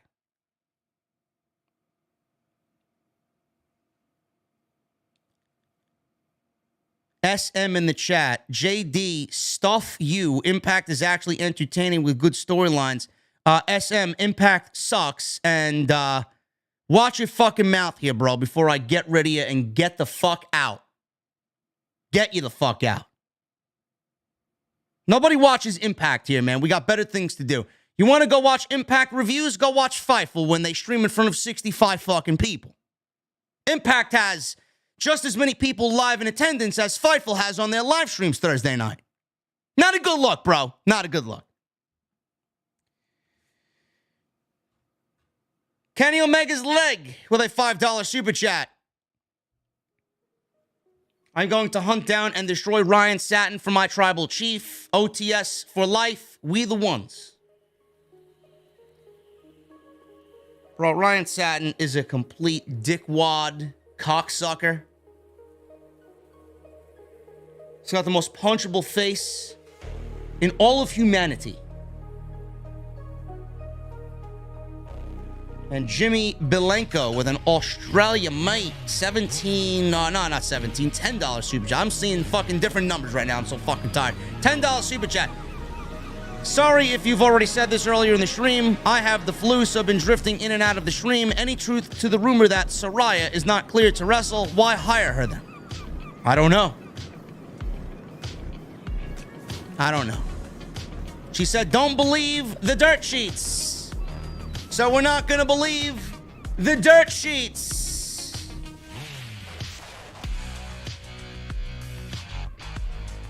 Guys, you stuck with me till 2:30 in the morning after a 4-hour night of pro wrestling. Gotta love it. Gotta love it. Anyway, guys, I'm going to finish up here. I'm going to set the stream up. It'll be there when we wake up in the morning on YouTube in the sub boxes. Make sure you join. If you're not a member, it's going to be members only. Everybody else you want to watch, you can still watch. And we'll be live at noon. I may push it back to 12:30 because I don't have to be at Hog till about 5. But I appreciate you guys very much. I'll let you guys know what's going on. Hit that thumbs up. Thank you for the 1,000. Thank you for the super chats. Go follow me on social media at JDfromNY206. That's Twitter, Instagram, TikTok, and Cameo. Everything you need is linked down in the description below. Continue to hit that thumbs up. The more thumbs up, the better the video does. And go check out all the other content on the channel. Everything you need is on the homepage. Guys, I'm getting out of here. I'm going to finish up, then head to bed. I'll see you tomorrow afternoon. I need 2 things from you, man. Number 1, I need those guitar emojis in the chat. My VIPs, I need those Mustang emojis in the chat. And when that guitar solo comes on, man, I need that music on max. I will see you all tomorrow live on YouTube for a couple of hours, and then live on Fight for House of Glory Genesis. Charles Mason and Ken Broadway in a ladder match. I will see you guys tomorrow.